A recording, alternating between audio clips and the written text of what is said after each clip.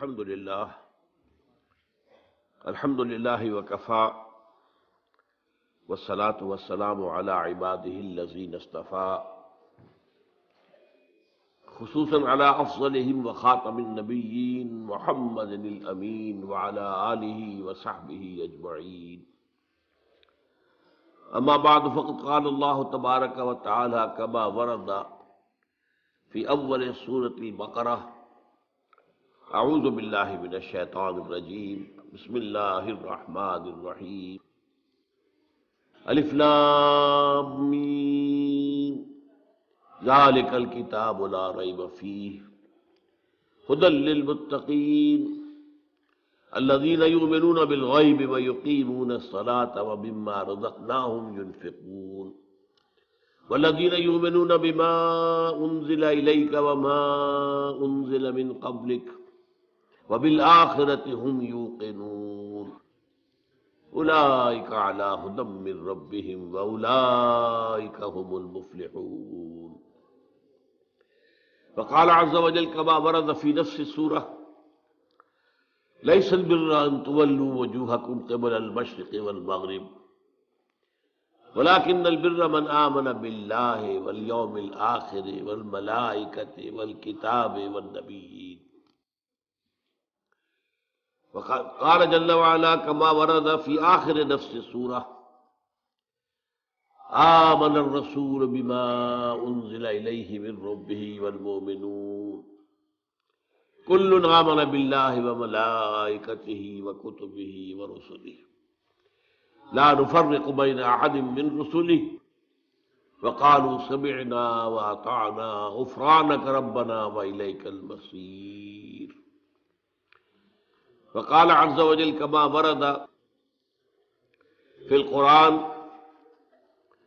في سورة التغابن: فآمنوا بالله ورسوله والنور الذي أنزلنا والله بما تعملون خبير.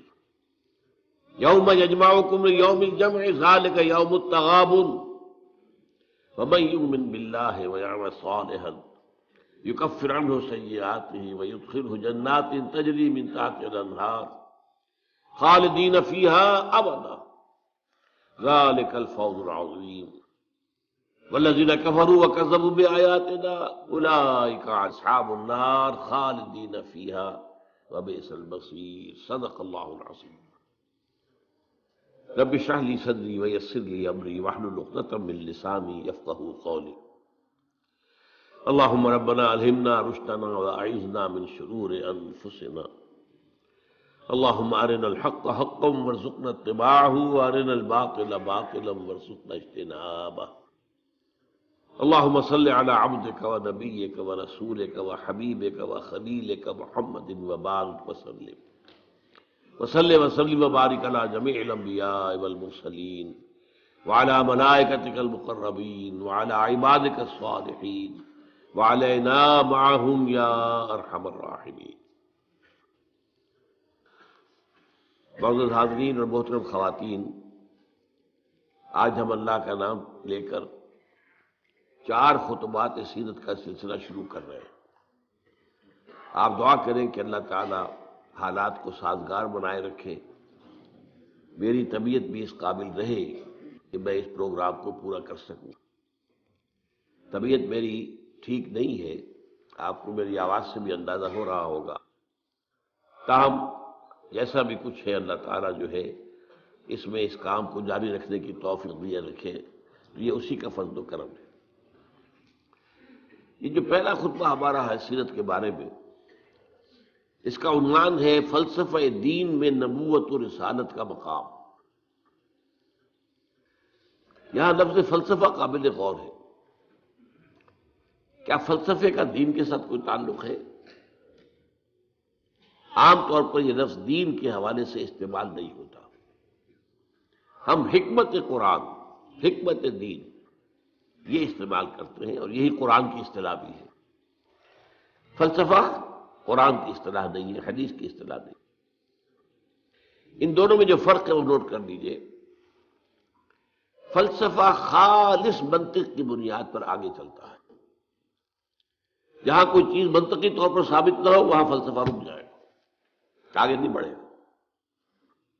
جبکہ حکمت جو ہے اس میں جہاں منطق سے بھی سروکار ہے، وہاں فطرت کے اندر جو چیزیں اللہ نے ودیت کی ہوئی ہے اور جو بدیہیات فطرت کہلاتی ہیں، جن کے لیے کسی دلیل کی ضرورت نہیں ہے، بلکہ دلیل جو ہے ان کے لیے ثابت کی نہیں جا سکتی، ان چیزوں کو بھی ملحوظ رکھتے ہوئے فطرت سلیمہ کی رہنمائی میں عقل اور منطق اپنا سفر طے کریں تو اس کا جو نتیجہ ہوگا اس کا نام حکمت ہے. قرآن مجید میں حکیم انسان کی ایک بڑی مثال دی گئی ہے حضرت لقمان کی صورت میں. وَلَقَدْ آتَيْنَا لُقْمَانَ الْحِكْمَةَ أَنِ اشْكُرْ لِلَّهِ. ہمارا جو منتخب نصاب ہے پارہ قرآن حکیم کا، اس کا تیسرا درس اسی پر مشتمل ہے، سورہ لقمان کا دوسرا رکوع. البتہ ایک بات جان لیجئے کہ فلسفے کی بہت سی شاخیں ہیں. منطق خود ایک فن ہے اگرچہ، لیکن وہ فلسفے کی شاخ شمار ہوتا ہے. ایک زمانے میں نفسیات بھی فلسفے کی شاخ تھی، یہ سب فلسفے کی. لیکن اب جو ہے فلسفے کے لیے علیحدہ علیحدہ نام اس کے مختلف شاخوں کے لیے. ایک کا نام ہے میٹا فزکس. میٹا فزکس جو ہے اس کا براہ راست تعلق جو ہے دین کے ساتھ. ایک ہے فزیکل ورلڈ، وہ جو ہم اپنے حواس سے خمسہ سے جس کے بارے میں معلومات حاصل کرتے ہیں، جو مادی کائنات ہے، چاہے ہم نے اپنی ننگی آنکھ سے دیکھا چاہے ٹیلیسکوپ سے دیکھا. دیکھنے والی شے تو آنکھ ہی ہے نا. ٹیلیسکوپ تو کچھ نہیں دیکھتی، دیکھتی تو آنکھ ہے. ٹیلیسکوپ نے اس آنکھ کا دائرہ بہت وسیع کر دیا. مائکروسکوپ سے دیکھا تب بھی دیکھا تو آنکھ نے ہے، مائکروسکوپ دیکھنے والی شے نہیں ہے. تو چاہے انسان نے اپنے حواس خمسہ سے مجرد جو ایسے کہ وہ ہیں ان سے کام لے کر کچھ معلومات حاصل کی، خواہ اس میں جو اضافے ہو گئے، دوربین آ گئی، خوردبین آ گئی، وغیرہ وغیرہ، ان سب سے جو بھی چیز ہمیں معلوم ہوتی ہے وہ فزکس کا دائرہ ہے. طبیعیاتی علوم، فزیکل سائنسز. میٹا فزکس اس کا نام ہے جہاں یہ کہ حواس جو ہے یہ ساتھ نہیں دے سکتے، حواس کے دائرے سے باہر. میٹا فزکس، فزکس اور میٹا فزکس یہی فرق ہے اس میں. اب ظاہر بات ہے میں نے ابھی جو آیات آپ کو سنائی ہیں سورہ بقرہ کی ابتدائی آیات اس اعتبار سے بہت اہم ہے. الف لام میم ذالک الکتاب لا ریب فیہ ھدی للمتقین الذین یؤمنون بالغیب. قرآن مجید سے استفادے کی شرط اول ہے غیب پر ایمان. غیب وہی چیز ہے جو آپ کے حواس کے ذریعے سے آپ کی گرفت میں نہیں آتی، آپ کے علم میں نہیں آتی. اب ظاہر بات ہے ذات باری تعالیٰ ہے، ظاہر ہمارے دائرہ حواس سے بلکہ عقل سے، وہم سے، خیال سے سب سے ماورا، وراء الورا ثم وراء الورا. فرشتے ہیں انہیں ہم نہیں دیکھ سکتے، اور اسی طریقے سے وحی ہے وہ کیا ہے ہم نہیں دیکھ سکتے، نہیں جان سکتے. یہ سب جو ہے میٹا فزکس کا میدان ہے، اور فزکس کا میدان وہ ہے جو کچھ ہم دیکھ سکتے ہیں. میٹیریل ورلڈ ہے، جو بھی میٹیریل چیزیں ہیں وہ فزکس کی ہیں، اور وہ میٹا فزکس ہے. تو قرآن کا جو میٹا فزکس ہے، اب ظاہر بات ہے کہ جب سائنس بہت آگے بڑھ گئی ہے، فزیکل سائنسز، تو ضرورت اس امر کی تھی اور اب بھی ہے کہ قرآن کے میٹا فزکس کے ساتھ جدید فزکس سے حاصل شدہ معلومات کو جوڑا جائے، دیکھا جائے. یہاں پہ تضاد تو نہیں ہو سکتا، ناممکن ہے. اور بہترین بات ہے جو ڈاکٹر رفیع الدین مرحوم نے لکھی، قرآن is the word of God and this universe is the work of God. کس نے بنایا اس کو؟ یہاں کے قانون طبیعی جو بھی ہے، فزیکل لاز کس نے بنائے ہیں؟ یہ ساری کائنات کس نے بنائی ہے؟ کون اس کو چلا رہا ہے؟ یدبر الامر من السماء الى الارض، کون؟ اللہ.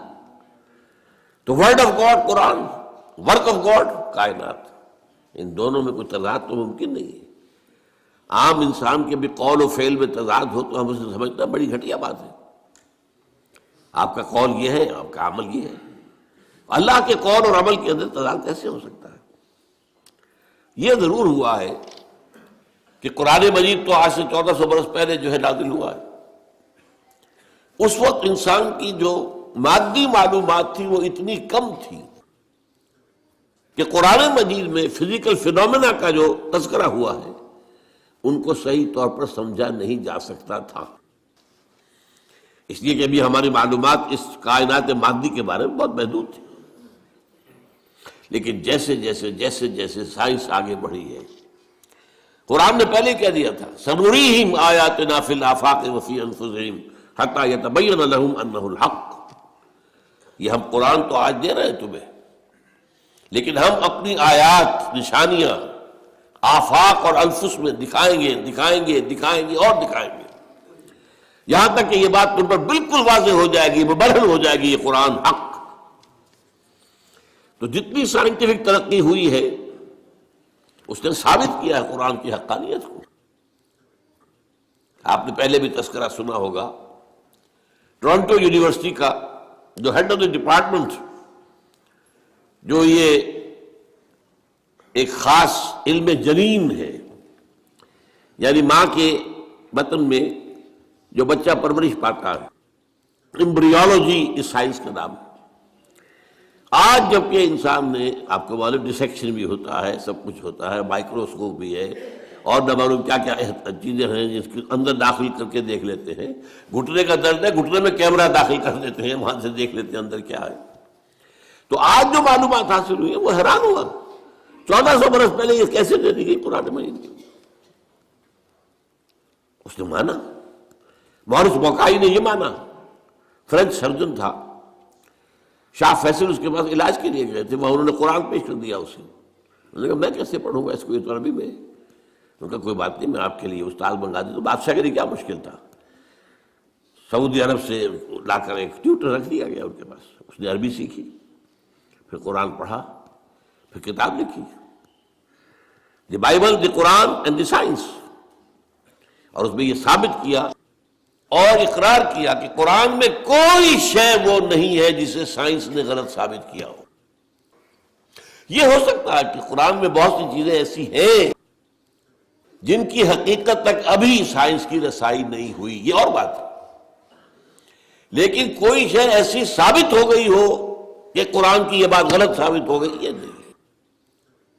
تو آج اصل میں اس وقت کی بہت ضرورت ہے اس کی کہ یہ جو دو علوم علیحدہ علیحدہ چل رہے ہیں، یہ دو آنکھیں ہیں. ایک آنکھ یہ دیکھو، کھول آنکھ، زمین دیکھ، فلک دیکھ، فضا دیکھ، زمین اور آسمان کو دیکھو. افلا ينظرون الى الابل كيف خلقت والى السماء كيف رفعت. دوسری آنکھ وہی. ان دونوں آنکھوں سے دیکھو. اس سے حقیقت کا علم قرآن سے لو، اس سے کائنات کا علم اپنی حواس خمسہ اور عقل کے ذریعے لو، اور پھر دیکھو کہ ان دونوں میں کوئی تضاد نہیں ہے. یہی ہے در حقیقت میری آج کی اس گفتگو کی بنیاد، کہ نبوت اور رسالت کا مقام و مرتبہ دین کا جو میٹا فزکس ہے، دین کا جو فلسفہ اور حکمت ہے، اس میں کیا ہے. تو ہمیں سب سے پہلے یہ جاننا ہوگا، یہاں یہ ذکر کر دوں میں کہ میں نے اس موضوع پر جس پر آج میں یہاں تقریر کر رہا ہوں، آج سے 25 برس قبل یہ جو ہمارا یہ ٹاؤن ہال ہے، جنا ہال، 26 مارچ 1975 کو تقریر کی تھی. اور وہ تقریر چھپی ہوئی ہے، میری کتاب ہے نبی اکرم صلی اللہ علیہ وسلم کا مقصد بعثت. یہ جو بھی آج کا لیکچر ہے وہ پہلا لیکچر اسی موضوع پر اس وقت تھا. اب 25 سال میں یقیناً میرے فکر میں بھی کچھ وسعت پیدا ہوئی ہے. وہ جو علامہ اقبال نے جو کہا تھا only stones do not change, رائے میں کچھ نہ کچھ تبدیلی آ سکتی ہے، کوئی وسعت ہو سکتی ہے، اپنی کسی بات پر انسان نظر ثانی کر سکتا ہے. اس پہلو سے یقیناً کچھ تھوڑا سا فرق نظر آئے گا اگر آپ دونوں کا تقابلی مطالعہ کریں گے. تو میری آج کی بات اور آج سے 2 سال قبل میری یہ کتاب آئی ہے، اس کا تو عنوان ہی اصل میں ایسا تھا کہ جس سے ہمارے بہت سے رفقا جو ہیں گھبرا گئے کہ اس کا تو عنوان کا مطلب ہی سمجھ میں نہیں آئے گا۔ ایجاد و ابداع عالم، ایجاد و ابداع عالم سے لے کر عالمی نظام خلافت تک، جب کائنات کا آغاز ہوا ہے اس وقت سے لے کر اور جو اختتام ہونا ہے اس دنیا کا خلافت علی منہاج النبوہ عالمی سطح پر، اس کے درمیان سارے لنکس جو ہیں وہ سائنس اور قرآن دونوں کے حوالے سے اور دونوں کو جوڑتے ہوئے میں نے اس کے اندر پیش کیے۔ تو جن حضرات کو بھی ان موضوعات سے دلچسپی ہو وہ میری وہ کتاب بھی پڑھیں، آج سے 25 سال پہلے کی، نبی اکرم صلی اللہ علیہ وسلم کا مقصد بعثت اور انقلاب نبوی کا اساسی منہاج۔ پھر یہ کہ یہ ایجاد و ابداع عالم کا بھی مطالعہ کریں، کوشش کریں، اور میرا جو ہے آج کا یہ لیکچر انشاءاللہ ان دونوں کی تسہیل کا ذریعہ بن جائے گا کہ بات آسان ہو جائے گی۔ دیکھیے قرآنک میٹا فزکس کیا ہے، ہم اس کو ایمان سے تعبیر کرتے ہیں۔ میں نے یہ چند آیات آپ کو سنائی، ایمانیات کیا کیا ہیں، اللہ پر ایمان، آخرت پر ایمان، یوم آخر پر ایمان، وحی پر ایمان، فرشتوں پر ایمان، کتابوں پر ایمان، رسولوں پر ایمان، حضور کی ختم نبوت و رسالت پر ایمان، قرآن کے آخری اللہ کا کلام ہونے اور اس کے محفوظ ہونے پر ایمان، بعث بعد الموت پر، جنت اور دوزخ پر، حساب کتاب پر، وزن اعمال پر ایمان۔ یہ تمام ایمانیات، یہ سب کیا ہیں؟ یہ میٹا فزکس ہے، یہ ہمارے اس دائرہ حواس کے اندر آنے والی چیزیں نہیں۔ ان ایمانیات کو 3 بڑے بڑے عنوانات کے تحت جمع کیا جا سکتا ہے۔ نمبر 1 ایمان باللہ یا توحید،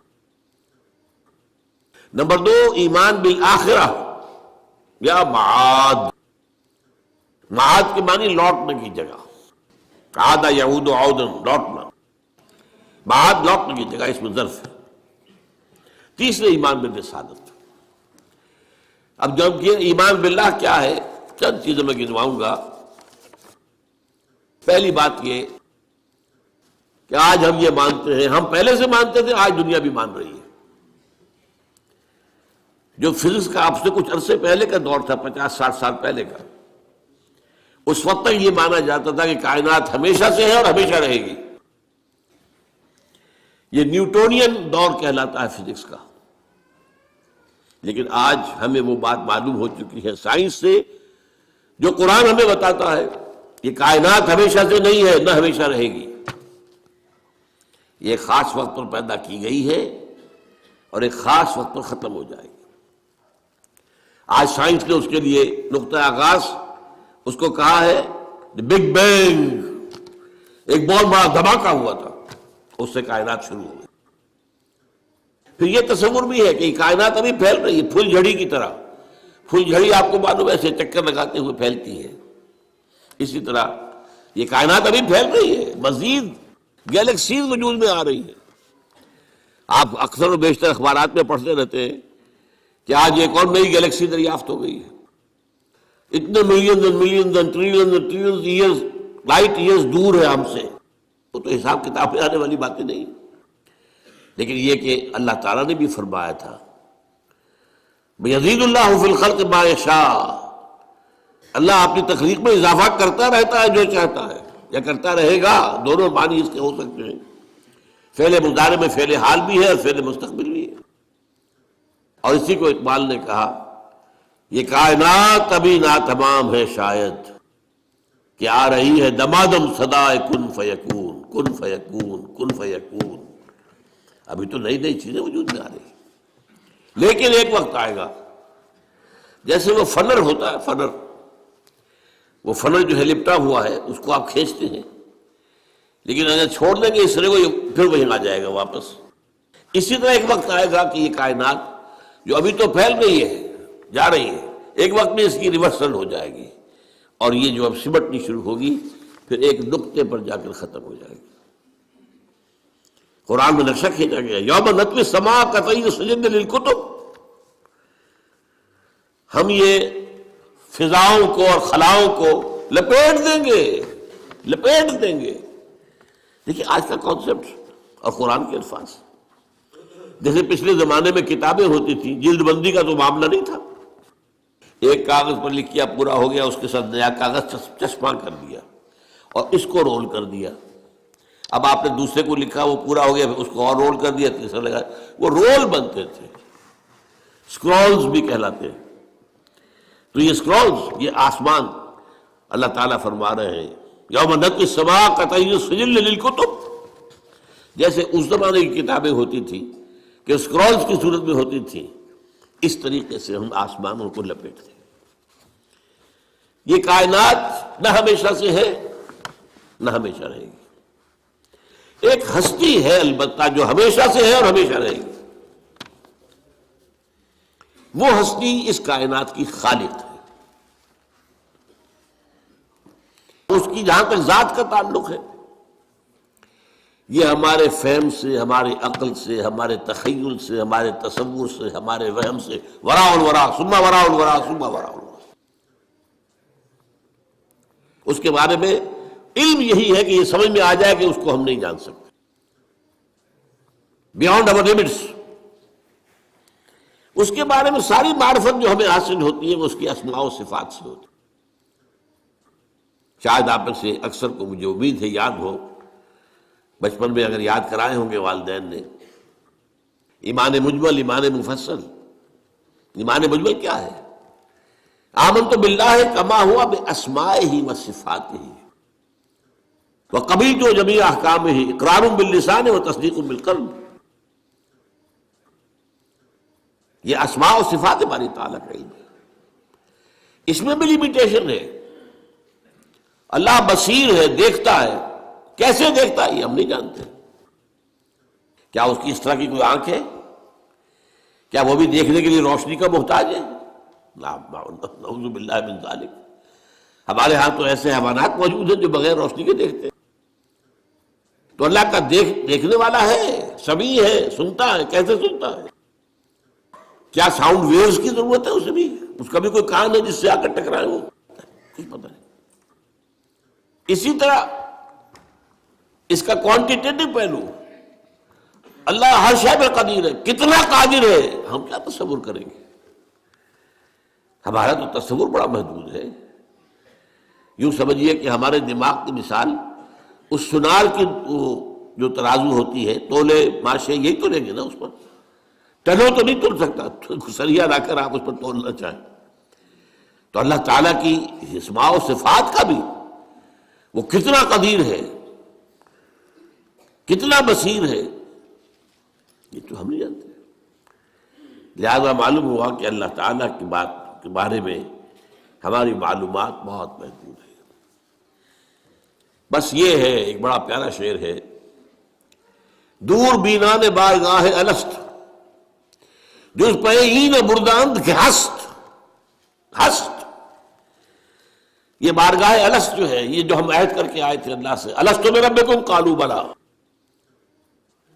تو بارگاہ الست اللہ کی بارگاہ، جو لوگ اس بارگاہ میں دور تک دیکھ سکتے ہیں وہ سوائے اس کے اور کچھ نہیں کہتے کہ بس یہ تو ہمیں معلوم ہے کہ ہے، لیکن کیا ہے، کیسا ہے، کتنا ہے، کیسے دیکھتا ہے، کیسا اس کا چہرہ ہے، حالانکہ قرآن میں لفظ آیا چہرہ، کیسے اس کے ہاتھ ہے، قرآن میں لفظ آیا ہاتھ، ہم نہیں جانتے۔ دور بینان بارگاہ الست جو پئیں برداند کے ہست۔ اس کی میں مثال دیا کرتا ہوں۔ دیکھیں کوئی دیوار ہے، بہت بڑی فصیل ہے، اب آپ دیکھ رہے ہیں اسے تو آپ کو اندازہ ہو گیا کہ ہوگی اتنی، کوئی 100 فٹ اونچی ہوگی، چلیے جہاں تک نظر آ رہی ہے اتنی لمبائی ہے، اس کے اوپر کوئی رنگ وغیرہ ہے وہ بھی نظر آ گیا۔ کوئی اندھا شخص ہے وہ کیا کرے گا؟ وہ جا کے دیکھے گا، ٹٹورے گا، ہے بھائی فصیل تو ہے، وہ کتنی اونچی ہے اسے کیا پتا، وہ تو نہیں دیکھ سکتا۔ یہ وہ ہے کہ دور بینان بارگاہ الست جس پئیں برداند کی ہست ہست ہے ضرور۔ یہ جو اللہ ہے جس نے اس کائنات کو پیدا کیا، سارے نام اچھے نام اسی کے ہیں، قُلِ اللَّهُ عَبْدُ الرَّحْمَٰنُ أَيَّمَّا تَدْعُوا فَلَهُ الْأَسْمَاءُ الْحُسْنَىٰ، چاہے اللہ کہہ کر پکار لو چاہے رحمان کہہ کر پکار لو، جس کو بھی پکارو یہ جان لو کہ تمام اچھے نام اسی کے ہیں، تمام اچھی صفات اسی کے اندر ہے اور بتمام و کمال ہے۔ وہ عَلَىٰ كُلِّ شَيْءٍ قدیر ہے، بِكُلِّ شَيْءٍ علیم ہے، ہر چیز پر قادر، ہر چیز کا دیکھنے والا۔ پھر وہ تنہا ہے، تنہا اپنی ذات میں تنہا، لا شریک لہ، کوئی شریک نہیں، نہ صفات میں شریک ہے نہ اختیارات میں شریک ہے، وہ تنہا ہے، لا مثل لہ ولا مثال لہ ولا مثیل لہ ولا ضد لہ ولا ند لہ ولا کفو لہ۔ یہ ہے اللہ کی ذات کے بارے میں ہمارے تصورات کا خلاصہ۔ اب آئیے دوسرا، ایمان بالآخرہ۔ اس اللہ نے جو اس کائنات کو تخلیق فرمایا ہے، اس میں اس کی تخلیق کا کلائمیکس انسان ہے۔ اس کی میں تفصیل ذرا بعد میں بیان کروں گا، ابھی یہ مضمون ختم ہو جائے۔ تخلیق کا کلائمیکس انسان، اس انسان کی یہ زندگی جو ہے، جسے ہم اپنے محدود مشاہدے کی وجہ سے سمجھ بیٹھتے ہیں 60 70 80 برس، کوئی بہت بوڑھا ہو گیا 90 برس 100 برس، کوئی 100 کراس کر گیا تو اخبار میں خبریں آ جائیں گی، بس نہیں، یہ انسان مسجود ملائک بنایا گیا، یہ کلائمیکس ہے اللہ کی تخلیق۔ اور ایک خاص بات نوٹ کیجئے، اللہ نے فرمایا خلقتہ بیدی، میں نے اسے اپنے دونوں ہاتھوں سے بنایا۔ دونوں ہاتھ کون سے ہیں؟ ایک عالم امر ہے اور ایک عالم خلق ہے، جو ابھی میں بتاؤں گا آپ کو۔ اور یہ عالم و خلق یا اللہ کی ذات میں جمع ہے یا انسان کی ذات میں جمع ہے۔ باقی پوری کائنات میں یا کوئی شے ہے تو عالم خلق کی ہے یا دوسری ہے تو عالم امر کی ہے، دونوں چیزیں جمع ہے اللہ کی ذات میں اور انسان کی ذات میں۔ اسی لیے حدیث ہے ان اللہ خلق آدم علی صورتہ، اور یہ حدیث ابو ہریرہ سے ہے رضی اللہ تعالی عنہ، اور بخاری اور مسلم دونوں میں اللہ نے آدم کو اپنی صورت پر بنایا ہے۔ اب اس سے اونچا مقام کیا ہوگا؟ کیا ایسی عظیم ہستی کی زندگی بس 40 50 60 70 80 برس؟ اس میں بھی کچھ حصہ تو بچپن کا گزر گیا، ابھی ہوش ہی نہیں، شعور ہی نہیں، بعد میں بھی 80 کے بعد ہو 70 کے بعد ہو تو انسان کے جو ہے حواس ٹھیک نہیں رہتے، یادداشت ختم ہو جاتی، لیکن لا یعلم من بعد علم شیئا، علم ختم ہو جاتا ہے۔ نہیں، قرآن کیا بتاتا ہے؟ یہ بات وہ ہے جو افسوس ہے، صد افسوس، کہ آج بالکل ذہنوں سے خارج ہے۔ انسان کی زندگی بہت طویل ہے، بہت طویل ہے، بہت طویل ہے۔ علامہ اقبال جو کہتے ہیں تو اسے پیمانہ امروز و فردا سے نہ ناپ، جاویداں پہم دماں ہر دم جمع ہے زندگی۔ کیا یہ ایسے ہی بڑھ ہانک دی ہے انہوں نے؟ نہیں، یہ قرآن کا مطالعہ ہے۔ 5 زندگیاں ہیں انسان کی، جن میں سے 2 ان میں سے ڈورمنٹ ہے، سوتے ہوئے گزری ہیں، اور 3 ایکٹیو ہیں۔ سب سے پہلے انسان کو عالم ارواح میں پیدا کیا گیا، صرف روحیں تھی، جسم نہیں تھا، اور یہی عالم امر ہے اصل میں۔ روح، یسألونک عن الروح قل الروح من امر ربی، یہ آپ سے روح کے بارے میں پوچھتے ہیں، فرما دیجئے یہ روح میرے رب کا امر ہے، امر۔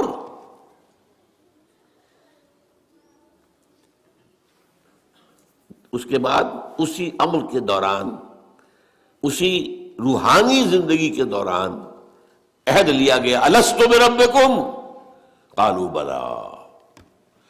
ساری ارواح، آدم سے لے کر آخری انسان جو دنیا میں آئے گا، سب کی ارواح موجود تھی، میری، میرے والد کی، میرے دادا کی، پردادا کی، سگڑ دادا کی، آدم تک، اور میرے بیٹے کی اور پوتے کی اور پڑ پوتے کی اور آخری انسان جو آئے گا دنیا میں اس تک تمام انسانوں کی ارواح. الارواح جنود مجندد حدیث میں الفاظ ہے، لشکروں کے لشکر، تمام ارواح انسانیہ پیدا کر دی، لیکن جسم کسی کا نہیں تھا. ان سے عہد لیا گیا الست بربکم قالوا بلا، کیا میں نہیں ہوں تمہارا رب، مالک، آقا، حاکم، پروردگار؟ سب یقیناً ہے اللہ، تو ہی ہمارا حاکم ہے، پروردگار ہے، عالم.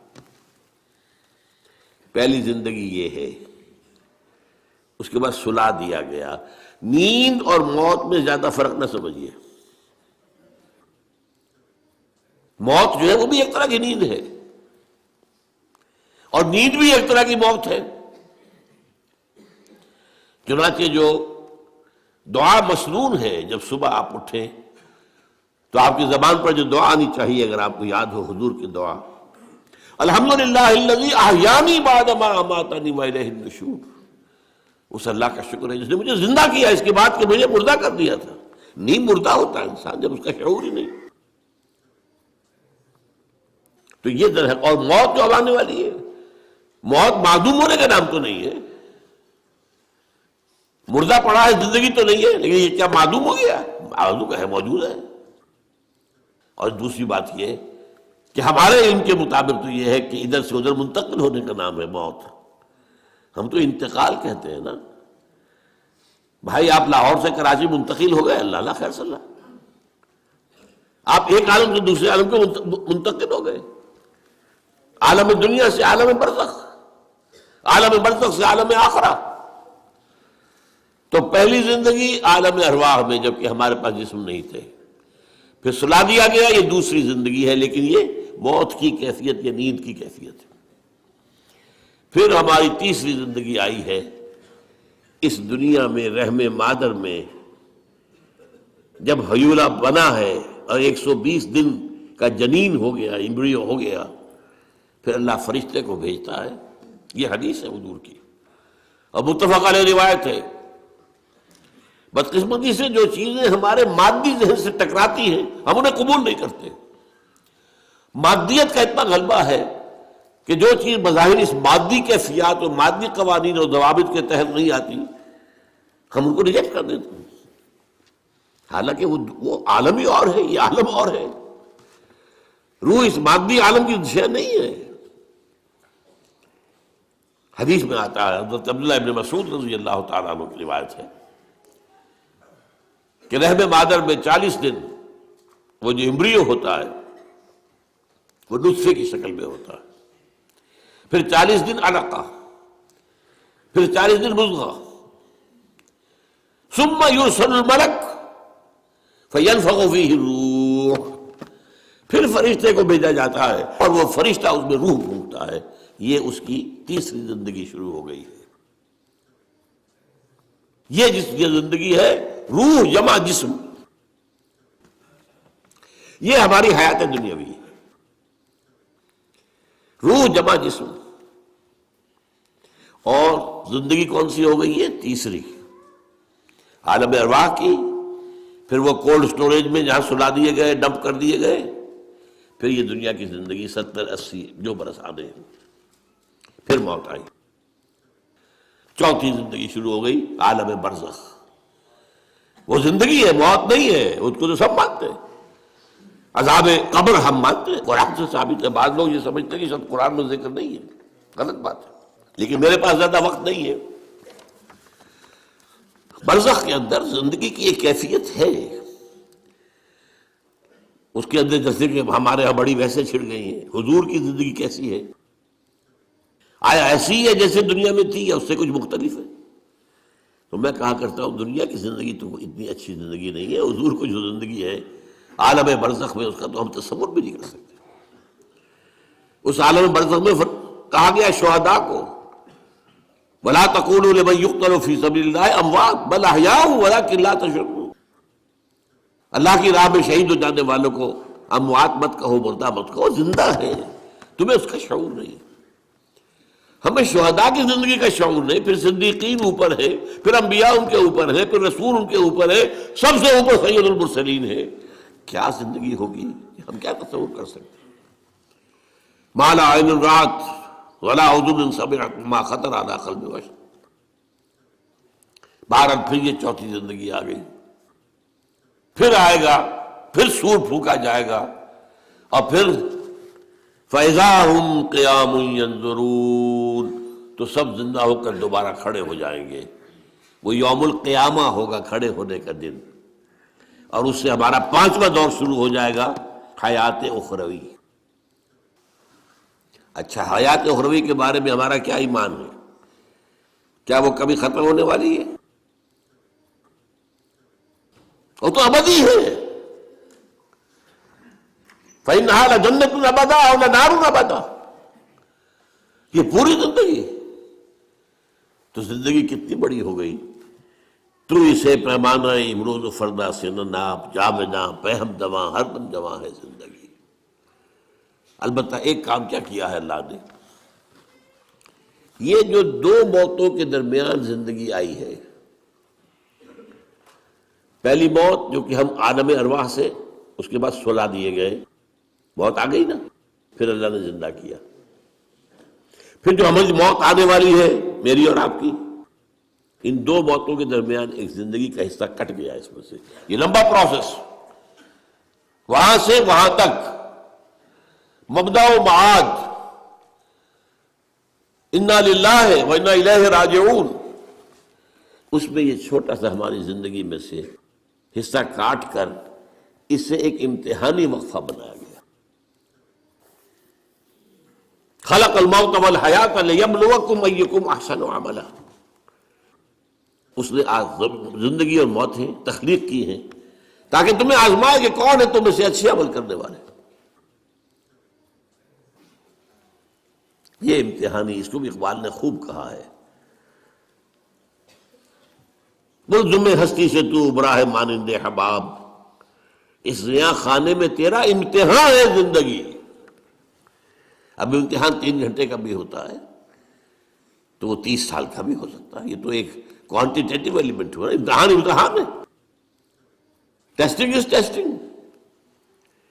یہ حیات دنیاوی امتحان ہے. ملزم ہستی سے تو ابرا ہے مانند حباب، اس زیاں خانے میں تیرا امتحان ہے زندگی. اس کے بعد جب ہمیں دوبارہ اٹھا دیا جائے گا، حساب کتاب ہوگا، اعمال کا جزا و سزا کے فیصلے ہوں گے، اور پھر یہ جنت اور یہ دوزخ. وَإِنَّهَا لَجَنَّةٌ أَبَدًا أَوْ لَنَارٌ أَبَدًا. یہ حیات ایک ایمان باللہ اور ایمان بالآخرہ. ایمان بالآخرہ کے ضمن میں پورے حیات انسانی کا ایک تصور جو ہے سامنے لانا ضروری ہے. اب آئیے،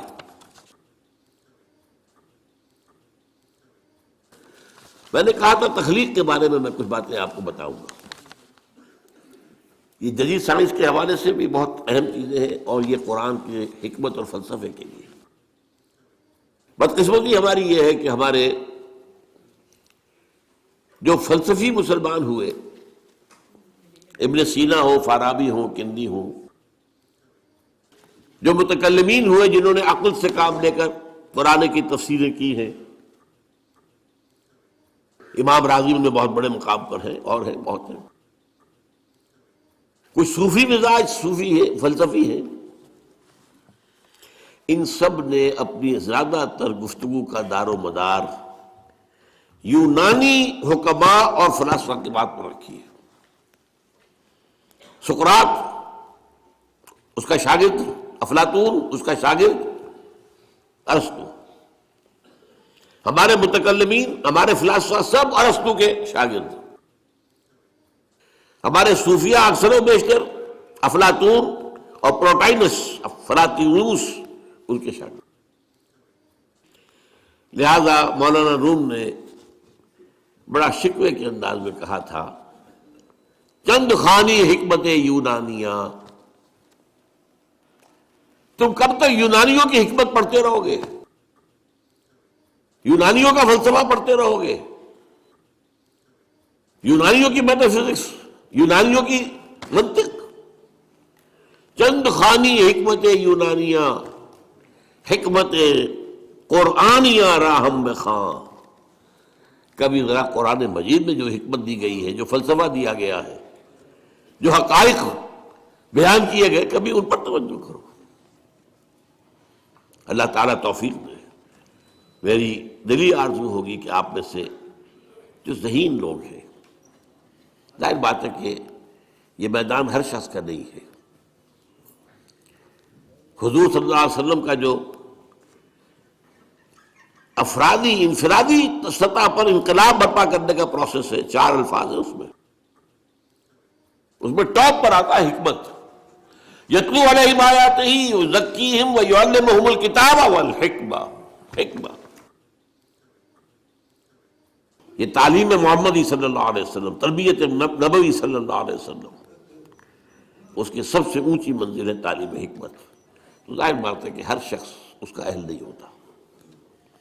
یہ اللہ تعالیٰ نے ظاہر بات ہے سب کو ایک جیسا نہیں بنایا ہے۔ جسمانی قوتوں کے اعتبار سے بھی فرق و تفاوت ہے، ذہنی صلاحیتوں کے اعتبار سے بھی فرق و تفاوت ہے۔ جن لوگوں کے اندر یہ فلسفہ اور حکمت کا ذوق ہو وہ اس معاملے میں آئیں، سوچیں، پڑھیں۔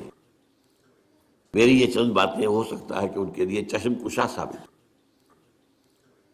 وہ کتاب اس وقت میری جو ہے ایجاد و ابداع عالم، وہ آؤٹ آف پرنٹ ہے، موجود نہیں ہے، انشاءاللہ جلدی ہی پرنٹ کروا لیں گے دوبارہ۔ دیکھیے تخلیق کا مرحلہ اول عالم امر ہے، اللہ کا ایک حکم کن،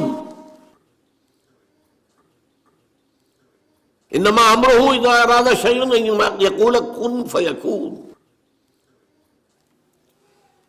اس کن سے ایک نور پیدا ہوا ہے، ویری سٹل، لطیف، حرارت کوئی نہیں، خنک نور۔ یہ نور اللہ، یہ پہلی شے ہے جو پیدا ہوئی ہے۔ حکم ایک کن، یہ عالم امر ہے۔ اس نور سے پیدا کیے گئی تمام ارواح انسانیہ، تمام ملائکہ۔ ملائکہ کے بارے میں حدیث موجود ہے، قرآن مجید میں ذکر نہیں ہے، حدیث میں ہے۔ حضرت عائشہ رضی اللہ تعالی عنہ سے مسلم شریف کی روایت ہے کہ ان اللہ خلق الملائکہ من نور۔ یہ عالم امر ہے پہلے جو پیدا کیا گیا ہے، ایک نور، بسیط نور، لطیف نور۔ اس نور سے ارواح انسانیہ، انہی میں ایک روح محمدی بھی تھی نا، جس کو نور محمدی بھی کہا جا سکتا ہے۔ یہ لفظ جو ہمارے یہاں کہا جاتا ہے نور محمدی، نور اس لیے کہ روح نورانی ہے، ملائکہ نورانی ہے، اللہ نے فرشتوں کو نور سے پیدا کیا۔ اچھا، اب اس تخلیق کا دوسرا مرحلہ آیا۔ یہ پہلی تخلیق جو میٹا فزیکل ورلڈ کی ہے، دوسری تخلیق ہے فزیکل ورلڈ۔ ایک اور امر کن، اور اس سے ایک بگ بینگ پیدا ہو، یہاں سے سائنس شروع ہوتی ہے۔ اس لیے کہ وہ جو پہلا معاملہ ہے وہ سائنس کے دائرے سے باہر کا ہے۔ ارواح ہو، ملائکہ ہو، کچھ سائنس کے دائرے سے باہر، وہ عالم امر ہے۔ یہ عالم خلق شروع ہوا ہے اب، اور عالم خلق اور عالم امر میں ایک بڑا بنیادی فرق جان لیجئے۔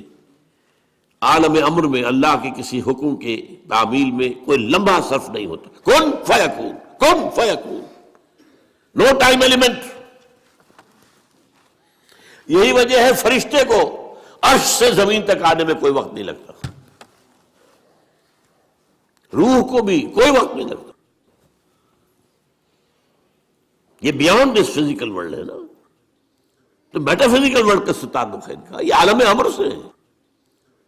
امر میں وقت نہیں لگے گا قطعاً، خلق میں وقت لگے گا لازماً۔ آم کی گٹھلی ہے، آم کا پودا بننے میں 5-6 سال لگ جائیں گے۔ رحم مادر میں حمل ٹھہر گیا ہے، بچے کے پورے بننے میں 9 مہینے لگیں گے، ٹائم لگے گا، اٹس خلق۔ قرآن کہتا ہے ہم نے آسمان زمین 6 دن میں پیدا کیے، ٹائم لگا کہ نہیں لگا؟ تو یہ امر ہے وہ پہلا، جس میں کہ کیا ہے 3 چیزیں ہیں۔ اللہ کا نور جو بہت لطیف ہے، وہ خزانہ ہے، اسی سے بڑی ارواح انسان کی ہے۔ اس سے بنے فرشتے۔ اور چوتھی چیز نوٹ کیجئے، وہی بھی عالم امر سے متعلق ہے، اس لیے کہ وہ ایک کمیونیکیشن ہے بٹوین روح انسانی یا روح نبوی اور الروح القدس۔ جبرائیل کون ہے؟ فرشتہ۔ روح محمدی یہ بھی نوری وہ بھی نوری، یہ ان دونوں کا کمیونیکیشن ہے وہی، لہذا اس کا تعلق بھی عالم خلق سے نہیں ہے، عالم امر سے۔ بہت پیارا شعر کہیں کہا ہے، کس کیفیت میں کہا ہے میں نہیں سمجھ سکتا۔ نغمہ وہی ہے نغمہ کہ جس کو روح سنے اور روح سنائے۔ روح محمدی نے سنا ہے، اس کان سے نہیں سنا حضور نے، یہ نوٹ کر دیجئے، کبھی پڑھیے حقیقت وحی نامی کتاب مولانا سعید احمد اکبر آبادی کی۔ وحی کی حقیقت کیا ہے؟ وہی براہ راست قلب پر جاتی ہے، اس کان کے واسطے سے نہیں جاتی۔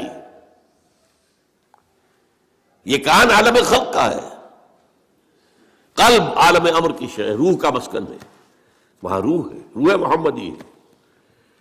فَإِنَّهُ نَزَّلَهُ عَلَىٰ قَلْبِكَ، اس کو اے نبی اتارا ہے اس فرشتے نے آپ کے دل پر براہ راست۔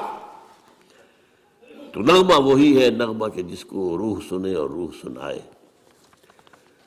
اب اس کے بعد جب مرحلہ دوم شروع ہوا بگ بینگ سے، آج سائنس ہمیں بتا رہی ہے کہ بگ بینگ کے نتیجے میں بہت چھوٹے چھوٹے ذرات، ایٹم سے بھی 1000 گنا چھوٹا، فوٹونز، ان سے چھوٹی کسی چیز کا تصور نہیں ہے، انتہائی گرم جو دھماکہ ہوا big bang, trillions degrees Fahrenheit اس کا ٹیمپریچر تھا، آج سائنس بتا رہی ہے۔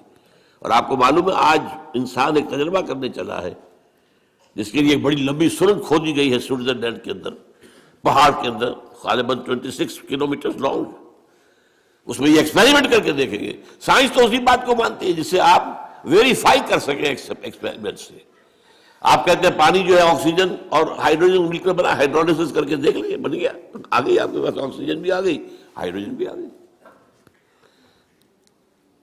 تو یہ تو ویریفائبل ہوتا ہے۔ آج وہ یہ تجربہ جو ہے اس کا آدمی سوچ بھی نہیں سکتا تھا، کس قدر اس کے اوپر ٹریلینز آف ڈالرز خرچ ہو گئے، آپ اندازہ نہیں کر سکتے۔ ابھی کچھ میں رکاوٹ ہو گئی ہے لیکن یہ کہ کر لے گا انسان پہنچا ہوا یہاں تک۔ اتنے گرم تھے وہ، trillions of degrees of Fahrenheit, اور دوڑ رہے تھے اتنی تیزی سے کہ اس کا آپ تصور نہیں کر سکتے، ایک دوسرے سے بھاگ رہے تھے۔ انہی ذرات کے پھٹنے سے پھر گیلیکسیز بنی، یہ کدھر گئے ہیں کدھر گئے، کچھ ادھر چلے گئے کچھ ادھر چلے گئے۔ جیسے آگ کا بھی پھٹ جاتا ہے کبھی کبھی، آگ کی کئی جو ہے، قرآن مجید میں ایک آگ کا تذکرہ ذی ثلاث شعب، جہنم جو ہے جو آگ ہوگی وہ 3 شعبوں میں تقسیم ہوگی۔ یہ گیلیکسیز بنی ہے۔ ان گیلیکسیز سے پھر کیا ہوا ہے؟ سب سے پہلے فوٹونز سے نیوٹرونز، پروٹونز، الیکٹرونز بنے، ایٹم بن گیا، ایٹم کے جمع ہونے سے ایک خاص ترتیب سے مالیکیول بن گیا، مالیکیولز اور کمپلیکس ہوتے چلے گئے، اور خاص طور پر جو کاربن کا ایک ہے جو اس کا مین بن گیا، تو پھر یہ ان آرگینک سے آرگینک بن گئے۔ یہ ایک طرف ارتقاء ہو رہا ہے یا تنزل ہو رہا ہے، جو بھی آپ اسے کہیں۔ دوسری طرف یہ جو پھٹا ہے سارا معاملہ، اس سے جو کرے وجود میں آ گئے سٹارز، اور دوسرے یہ جو بھی اس کے گرد سیارے گھوم رہے، پھر یہ سیارے کو ٹھنڈے ہوئے۔ یہ بھی ایک سیارہ ہے زمین، سورج کے گرد گھومتا ہے، ستارہ سورج ہے، ٹھنڈا ہوا ہے، پھر اس پر بارش ہوئی ہے بے تحاشا۔ اور میرا گمان یہی ہے کہ ٹھنڈے ہونے سے اس زمین کے اندر سے جو بخارات نکلے ہیں، وہ گیسز، انہوں نے ہی جا کر فضا کے اندر پھر وہ پانی بنا ہے، پانی برسا ہے 1000 سال تک۔ اور چونکہ یہ سکڑا ہے اس لیے اس کے اندر کہیں اونچائی ہو گئی کہیں نیچائی ہو گئی، جو اونچے ہو گئے پہاڑ ہو گئے، جو نیچے تھے وہاں وہ بارش کا پانی جمع ہوا، وہ اوشنز بن گئے، سمندر بن گئے۔ اور جہاں یہ سمندر کے ساحل پر مٹی اور پانی کا انٹریکشن ہوتا ہے، خاص طور پر آپ کو معلوم ہے مد و جزر میں ابھی موج ہٹ گئی پھر آ گئی، پھر ہٹ گئی پھر آ گئی، یہ کھیل ہے۔ اس سے جو ہے اس کے اندر وہ ایک ایسی کیفیت پیدا کر دیتا ہے اللہ تعالیٰ کہ حیات عرضی کا آغاز ہو جاتا ہے۔ اس حیات عرضی کا پھر کلائمیکس انسان ہے۔ اس کا مادہ تخلیق مٹی ہے، لیکن اس کے بعد جو اس میں روح لا کر شامل کی گئی ہے، اس نے اس کا مقام کچھ اور ہی کر دیا ہے۔ درمیان میں جو یہ حرارت والا دور تھا، جنات پیدا کیے گئے آگ سے، وَالْجَانَّ خَلَقْنَاهُ مِنْ قَبْلُ مِنْ نَارِ السَّمُومِ، کہیں مارج من نار کہا گیا ہے رحمان سورہ رحمان میں۔ یہ درمیان میں جو دور آیا تھا مجھے اسی کو بیان کرنا چاہیے تھا۔ جنات پیدا کیے گئے، جنات نوٹ کیجئے اپنے مادہ تخلیق کے اعتبار سے ہم سے اونچے ہیں، لطیف تر شے ہے آگ، اور مٹی جو ہے وہ تو کثیف شے ہے، انرٹ۔ آگ کے اندر جو حرکت اور حرارت ہے، یہی وجہ ہے کہ ٹھیک کہا تھا ابلیس لعین نے، انا خیر منہ، میں اس آدم سے بہتر ہوں، خلقتنی من نار وخلقتہ من طین، تو نے مجھے بنایا تھا آگ سے، اسے بنایا مٹی سے، ہاؤ کم، میں کیسے سجا کروں اس کو؟ اس کی وجہ کیا تھی؟ اس کے نگاہ، اس کے علم میں روح محمدی نہیں تھی، روح آدم نہیں تھی، جسد آدم تھا، جسد حیوانی تھا۔ جسد حیوانی کے اعتبار سے ہم یقیناً نیچے۔ لقد خلقنا الانسان فی احسن تقویم، وہ روحانی جب پیدا کیا گیا یہ سب سے اونچا مقام تھا، احسن۔ پھر اس روح کو لا کر جہاں ڈالا گیا ہے، وہ جو رحم مادر میں بچہ ہے، جس سے زیادہ ضعیف کوئی اور شے نہیں ہوتی دنیا میں۔ ہر حیوان کا بچہ کہیں زیادہ ہمارے بچے سے زیادہ طاقتور ہوتا ہے۔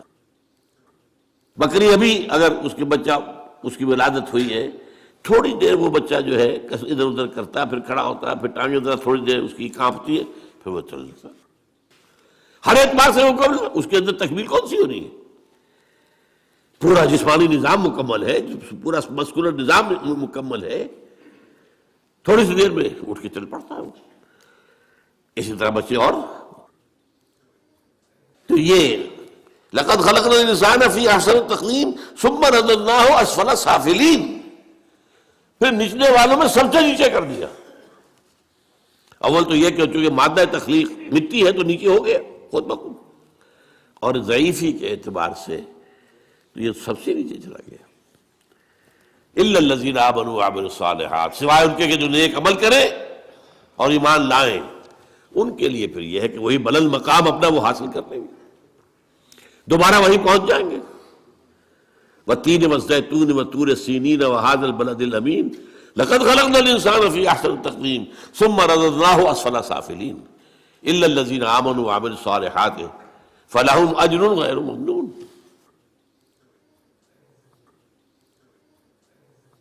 یہ ہے معاملہ انسان جنات۔ اب یہ جو انسان پیدا کیا گیا ہے، جیسا کہ میں نے بتایا، اس کا یہ بدن حیوانی جسم یہ عالم خلق سے ہے، اس کی روح عالم امر سے۔ یہ دو عالم جمع ہو گئے، جبکہ اللہ کے ہاتھ میں الا لہ الخلق والامر، دیکھو خلق اور امر دونوں اللہ کے ہاتھ میں ہے، اللہ کے قبضہ قدرت میں، الا لہ الخلق والامر۔ باقی فرشتے صرف عالم امر کی شے ہے، جنات صرف عالم خلق کی شے ہے، باقی یہ پوری کائنات صرف عالم خلق کی شے ہے۔ انسان میں عالم امر اور عالم خلق جمع ہے۔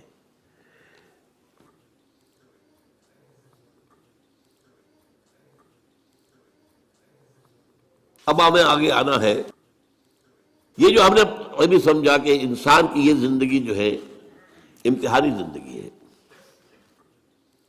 اس کا نتیجہ نکلے گا قیامت کے دن، محاسبہ ہوگا۔ اب یہاں دیکھنے کی ضرورت یہ ہے کہ امتحان ہوتا ہے کچھ پڑھا کر سکھا کر، ایک سال تک آپ کو پڑھایا کہ اب امتحان دیجئے، کامیاب ہوں گے تو اگلے سال میں جائیں گے، ورنہ اسی میں پڑے رہیں۔ کبھی یہ کچھ چیز دے کر بھی آزماتے ہیں. آپ اپنے بچے کو کبھی 100 کا نوٹ دے کر دیکھیے کیا کرتا ہے وہ. اس سے آپ کو اس کے رجحانات کا اندازہ ہو جائے گا. ہو سکتا ہے وہ دوڑ کر جائے کتابوں کی دکان پر, کوئی رسالے کو کتابیں لے کر آئے. ہو سکتا ہے دوڑ جائے کوئی جو کھلونے لے آئے. یہ بھی ہو سکتا ہے کہ کھانے پینے کا کچھ سامان لے آئے. تو امتحان, اس ضیاء خانے میں تیرا امتحان ہے زندگی. یہ امتحان کن چیزوں میں ہے؟ دیکھیے, اس دنیا میں خیر و شر کے درمیان ایک کشاکش, ایک تصادم جاری ہے. ستیزہ کار رہا ہے ازل سے تا امروز, چراغ مصطفی سے شرار بولابی, ازل سے تا امروز.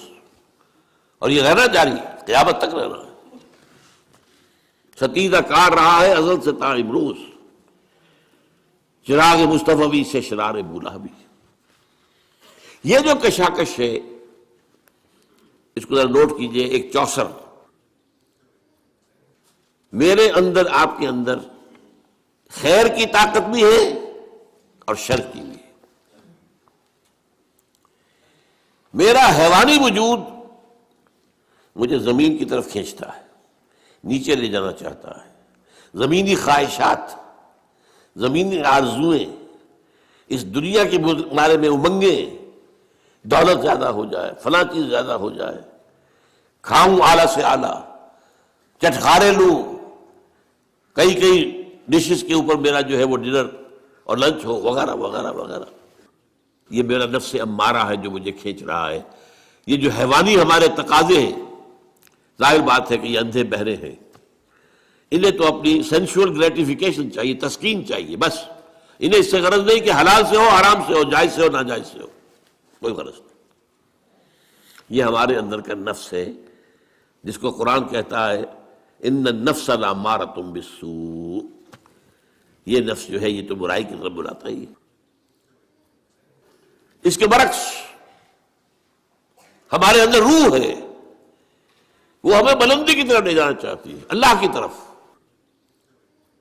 عربی کا ایک قول ہے کل شیء یرجع الی اصلہ, ہر شے اپنے اصل کی طرف لوٹتی ہے. یہ جسد ہمارا کہاں سے آیا؟ زمین سے. نمبر 2, اس کی غذا کہاں سے آتی ہے؟ اسی زمین سے. گندم ہو, چاول ہو, جو ہو, کچھ ہو. یا آپ نے بکری کا گوشت کھایا ہے تو بکری نے گھاس پھوس بعد جو کھایا وہ کہاں کا ہے؟ اور نمبر 3, یہ ہمیں نیچے ہی گھسیٹتی ہے, زمین کی طرف. روح کہاں سے آئی ہے؟ انا للہ و انا الیہ راجعون. لہذا اس روح کی توجہ کدھر ہے؟ اپنے مرکز کی طرف مائل پرواز تھا حسن. وہ اللہ کی طرف قرب چاہتی ہے.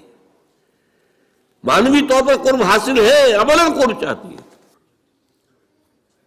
یہ کشاکش ہے. اور یہ بھی نوٹ کر لیجیے اس روح کی غذا کہاں سے آئی ہے. اس روح کی غذا اللہ کا کلام ہے. یہ ہماری مادی وجود کے لیے مادی غذا, اور یہ روحانی وجود کے لیے روحانی غذا, اور وہ قرآن ہے. البتہ اس کے ساتھ کچھ خارج میں بھی طاقتیں موجود ہیں, شر کی بھی اور خیر کی بھی. خارج میں ابلیس لعین, وہ بڑا جن شیطان, جس کو جب اللہ تعالیٰ نے رادہ درگاہ کر دیا تو اس نے ڈٹ کر اعلان کیا کہ اللہ میں ثابت کر دوں گا, مجھے مہلت دے دے, مجھے قیامت تک کے لیے زندگی دے دے میری, میں ثابت کر دوں گا کہ آدم اس قابل نہیں تھا جو تو نے تمہاس کو دیا, اور اس کی میں وہ ذریت کو تباہ کر کے چھوڑوں گا, برباد کر کے چھوڑوں گا, گمراہ کر کے چھوڑوں گا. وَلَن تَجِدَ أَكْثَرَهُمْ شَاكِرِينَ. اور دیکھ لو اللہ وقت آئے گا تو دیکھے گا کہ اس کے جو اولاد ہے اس کی اکثریت تیرے شکر گزار بندے نہیں ہوں گے. یہ چیلنج اس نے ابلیس نے دیا تھا, وہ اس کے اوپر ڈٹا ہوا ہے. اس کی ضروریت لشکر شیطانوں کے جنات میں سے, یہ غیر مرئی ہے, نظر نہیں آتے ہمیں. انہو یراکم من حیث لا ترونہم، وہ تو تمہیں وہاں سے تاکتے ہیں دیکھتے ہیں، تم نہیں دیکھتے ہو، غیر مرئی ہے۔ اور چونکہ لطیف مادہ ہے، لطیف ہے، آگ سے بنا ہے نا، لطیف ہے۔ ان الشیطان یجری من الانسان مجری الدم، حضور نے فرمایا شیطان انسان کے وجود میں خون کی طرح سرایت کرتا ہے، گردش کرتا ہے۔ اور اس کے ساتھ ہی نوٹ کر لیجئے، ابلیس کے جو چیلے ہو جاتے ہیں انسانوں میں سے، وہ بھی اس کی پارٹی بن جاتے ہیں، حزب الشیطان۔ قرآن مجید میں سورہ مجادلہ میں ذکر ہے۔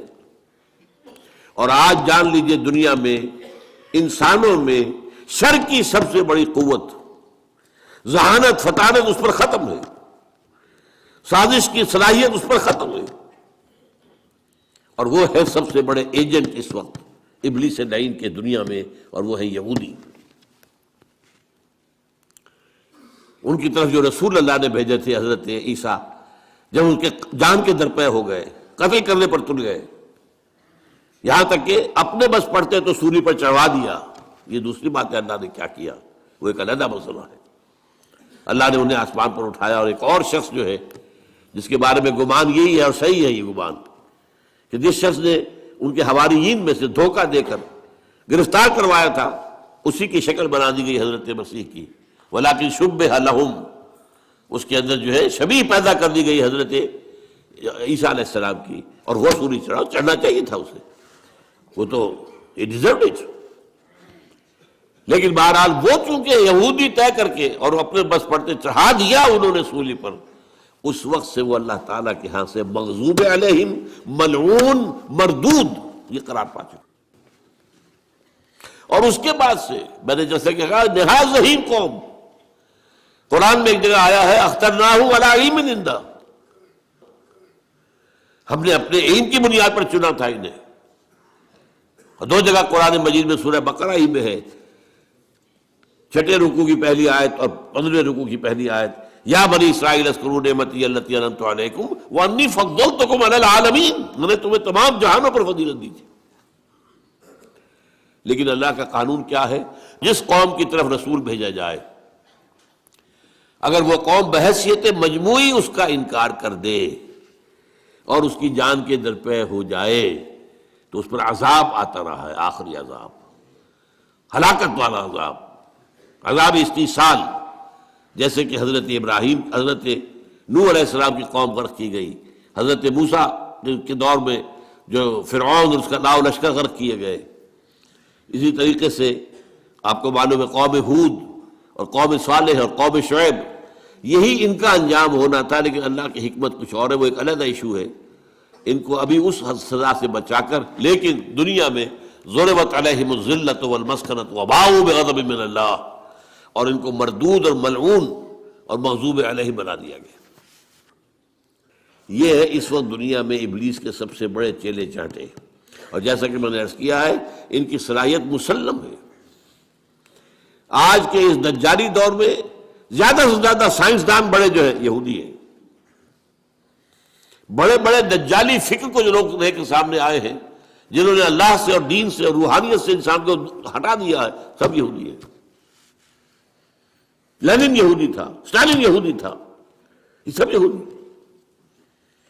ان کے اندر صلاحیت ہے، لیکن اب وہ ایول جینیس کے طور پر استعمال ہو رہی ہے۔ صلاحیت غلط روپ پڑ جائے گی تو کیا ہوگا، جو کچھ کر رہے ہیں آج۔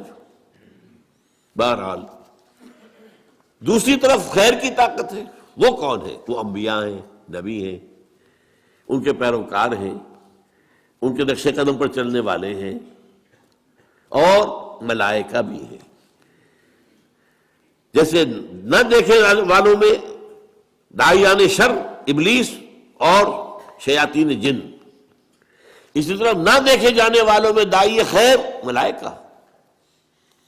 قرآن مجید میں آیا ہے، ہم نے فرشتوں کو حکم دیا ان ثبتوا الذین آمنوا، جاؤ یہ غزوہ بدر جو ہو رہا ہے، اہل ایمان کے قدموں کو مضبوط کر دو، جما دو، قائم کر دو۔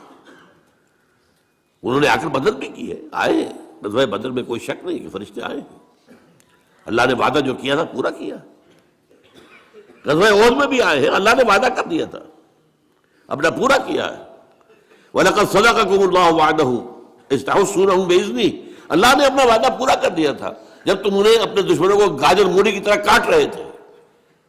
حَتَّىٰ إِذَا فَشِلْتُمْ وَتَنَازَعْتُمْ فِي الْأَمْرِ، لیکن جب تم ڈھیلے پڑے تم نے اور امر کے معاملے میں آپس میں جھگڑا کیا، حضور کے حکم کی خلاف ورزی کی، پھر اللہ نے پاسا پلٹ دیا. تو جو نوٹ کیجئے خیر اور شر، میرے اندر بھی ایک بہت بڑا میدان کارزار ہے خیر و شر کا. میرا نفس ہے جو مجھے نیچے کھینچ رہا ہے، زمینی خواہشات، سینشول گریٹیفیکیشنز. ایک میری روح ہے جو مجھے اوپر لے جانا چاہتی ہے، اللہ کے ساتھ مجھے جوڑنا چاہتی ہے، اللہ کے ساتھ تعلق قائم کرنا چاہتی ہے. یہ ہے میرے اندر. اور یہاں میں برصغیر تذکرہ عرض کر دوں کہ میں فرائیڈ کا اس معنی میں بہت قائل ہوں. فرائیڈ نے بھی 3 لیولز متعین کیے ہیں انسان کی معنوی شخصیت. دیکھیے ایک شخصیت میری ظاہری ہے، یہ چہرہ ہے، یہ ہاتھ ہے، پاؤں ہے، اس سے ہماری اناٹومی بحث کرے گی. یہ اناٹومی کے بعد جو ہے ہمارے اعضاء کے مختلف کیا وظائف ہیں، کیا کام اس نے کرنا ہے، کیا اس نے کرنا ہے، دل کا کام کیا ہے اور جگر کا، یہ فزیولوجی بحث کرے گی. لیکن ہماری معنوی شخصیت ایک اندر ہے، اس سے کون بحث کرتا ہے؟ سائیکالوجی. اس سائیکالوجی میں حالانکہ انتہائی یوں سمجھیے کہ غلط رخ پر انسان کو لے گیا ہے فرائیڈ، بہت غلط رخ پر، لیکن کم سے کم ایک ایکویٹی آف ویژن جو ہے، معاہدے کی گہرائی، اس کے بارے میں میں قائل ہوں. اس نے بھی 3 لیول معین کیے انسان میں معنوی طور پر. نیچے کیا ہے؟ اڈ یا لبیڈو، یہ وہ اینیمل انسٹنکٹس ہے جو انسان کو نیچے کھینچتے. اس سے اوپر ایگو، خودی. تیسرا سپر ایگو. سپر ایگو اس نے معین کیا ہے کہ یہ اصل میں ہر معاشرے کے اندر کچھ معیارات ہوتے ہیں، ان معیارات جو ہے وہ ہانٹ کرتے ہیں انسان کو. یہ کام نہیں کرنا، یہ بھائی لوگوں کو اچھا نہیں لگتا ہے، لہذا یہ ایک سپر ایگو ہے جو ایگو کے اوپر اثر ڈالتی ہے. پھر ایگو اگر چاہتی ہے تو پھر وہ اپنے پورے وجود حیوانی کو کنٹرول کرتی ہے. اور یہ بھی ہے کہ every upper level controls, there is a restraint from the upper level to at the lower level. یہ ایگو اڈ اور لبیڈو کو کھینچ کر رکھتی ہے، سپر ایگو اس کو کھینچ کر رکھتی ہے. قرآن کے نزدیک یہ 3 لیولز کیا ہیں؟ لطیفہ نفس، وہ ٹھیک ہے، بالکل وہی ہے جو فرائیڈ کہہ رہا ہے، کوئی شک نہیں، کوئی اختلاف نہیں. لطیفہ نفس، لطیفہ قلب وہ اس سے اوپر ہے، لطیفہ روح سب سے اوپر ہے. یہ 3 روح اوپر مجھے کھینچنا چاہ رہی ہے، اور یہ میرا جسم اور میرا مادی وجود مجھے نیچے کھینچ رہا ہے.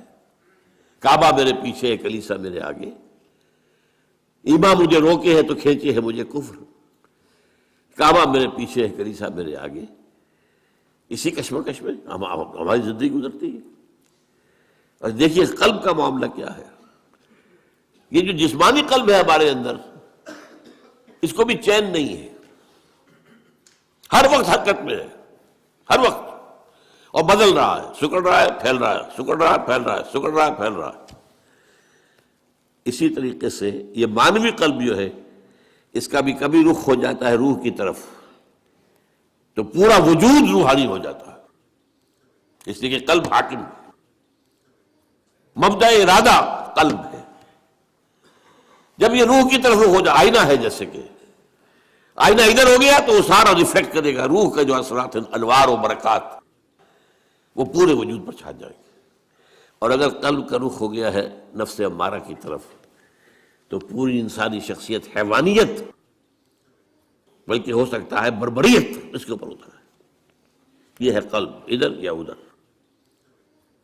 اسی لیے اس سے اوپر جو شے ہے وہ اللہ تعالیٰ کا ایک حکم اور اس کی مشیت ہوتی ہے. حضور نے فرمایا ہے کہ تمام انسانوں کے دل اللہ کی 2 انگلیوں کے مابین ہیں، وہ جدھر چاہتا ہے پھیر دیتا ہے. جو خوش قسمت ہے اللہ اس کے دل کو، رخ کو موڑ دیتا ہے روح کی طرف، خیر کی طرف، بھلائی کی طرف، نیکی کی طرف. ایمان کی طرف، تقوی کی طرف، جہاد فی سبیل اللہ کی طرف. اور جن کے بدقسمت جو ارن کرتے ہیں اپنے لیے اللہ کا عذاب، ان کا وہ قلب کا رخ کر دیا جاتا ہے وہ نفس امارہ کی طرف. اب وہ حیوان، بل ہم اضل، قرآن مجید کہتا ہے حیوان ہی نہیں، ان سے بھی گئے گزرے. لَهُمْ قُلُوبٌ لَا يَفْقَهُونَ بِهَا وَلَهُمْ أَعْيُنٌ لَا يُبْصِرُونَ بِهَا وَلَهُمْ آذَانٌ لَا يَسْمَعُونَ بِهَا أُولَٰئِكَ كَالْأَنْعَامِ بَلْ هُمْ أَضَلُّ. یہ تو انسان نہیں ہے، حیوان ہے. دل ہے جس سے یہ کام نہیں لیتے، سوچتے نہیں، آنکھیں دیکھتے نہیں. حیوانوں کا ساتھ دیکھنا دیکھتے ہیں نا. گاڑی آ رہی ہے، میں نے بھی دیکھ لیا، اپنی جان بچا لی. کتے نے بھی دیکھ لیا، وہی بچ گیا، مجھ سے زیادہ بچنے کی صلاحیت اس میں. تو یہ تو میں برابر ہے. لیکن یہ اہل نظر، ذوق نظر خوب ہے، لیکن جو شے کی حقیقت کو نہ سمجھے وہ نظر کیا. شے کی ظاہر تو کتے کو بھی نظر آ گئی ہے. انسان تو وہ ہے کہ جو اشیاء کی حقیقت کو سمجھے. اور حضور نے فرمایا صلی اللہ علیہ وسلم، دعا ہے آپ کی، اللہم ارینی حقیقت الاشیاء کما ہی، اے اللہ مجھے اشیاء کی اصل حقیقت دکھا دے جیسے کہ وہ ہے. میں صرف ظاہر پر مطمئن نہیں رہنا چاہتا. ارینی حقیقت الاشیاء کما ہی، مجھے تو اشیاء کی حقیقت دکھا دے جیسے کہ پھر واقع وہ ہے. یہ اصل میں یہ آنکھ ہے دل کی آنکھ، یہ کان ہے دل کے کان. دیدن دیگر آموز، شنیدن دیگر آموز. بہرحال اب اگلی بات سمجھیے، پھر دوہرا لیجیے. اندر نفس امارہ ہے، انڈیا لیبیڈو ہے، روح ہے، دی سول اور دی اسپرٹ، جو امر عرب ہے، کشاکش ہے ان میں. درمیان میں قلب ہے، جو ادھر ہو جائے تو اس کا بول بالا، ادھر ہو جائے تو اس کا بول بالا. لیکن منبع ارادہ قلب ہے، ارادہ وہاں سے ابھرتا ہے. باہر کیا ہے؟ عزازیل، وہ ابلیس لعین، اور اس کے جنات کے شیاطین کے جو جنات کے لشکر ہیں وہ بھی ہے. دوسری طرف ملائکہ بھی ہے، وہ خیر کی طرف بلاتے. دوسری طرف اس کے بھی انسانوں کے اندر مرید ہے، ایجنٹ ہے، چیلے چاٹے ہیں. آج یہود سب سے بڑے ہیں، اور یہود کے اعلی کار واسپ ہیں، دی وائسٹ اینگلو سیکسن پروٹیسٹنٹس. برطانیہ اور یو ایس اے سب سے بڑے چیلے چاٹے اعلی کار ہیں یہودیوں. چنانچہ برطانیہ نے انہیں فلسطین میں دوبارہ آباد ہونے کی اجازت دی ہے 1917 میں بالفور ڈکلریشن کے ذریعے سے، اور امریکہ نے انہیں ریاست بنا کر دے دی ہے 1948 میں یونائٹڈ نیشن کے ذریعے سے. لیکن دوسری طرف انبیاء کے پیروکار بھی ہیں، جو انبیاء کے نقش قدم پر چلتے ہوئے لوگوں کو خیر کی طرف بلاتے ہیں، بھلائی کی دعوت دیتے ہیں. یہ مرئی ہے، جیسے یہودی نظر آ رہے ہیں مرئی ہے جو شیطان کا لشکر ہے، ایسے انبیاء کے پیروکار، ان کے نقش قدم پر چلنے والے، نصیحت کرنے والے، خیر کی طرف بلانے والے موجود ہیں. اب ایک بات، یہ داعیان شر یا داعیان خیر جو خارج میں ہے، ان میں سے کسی کو انسان پر اختیار حاصل نہیں ہے.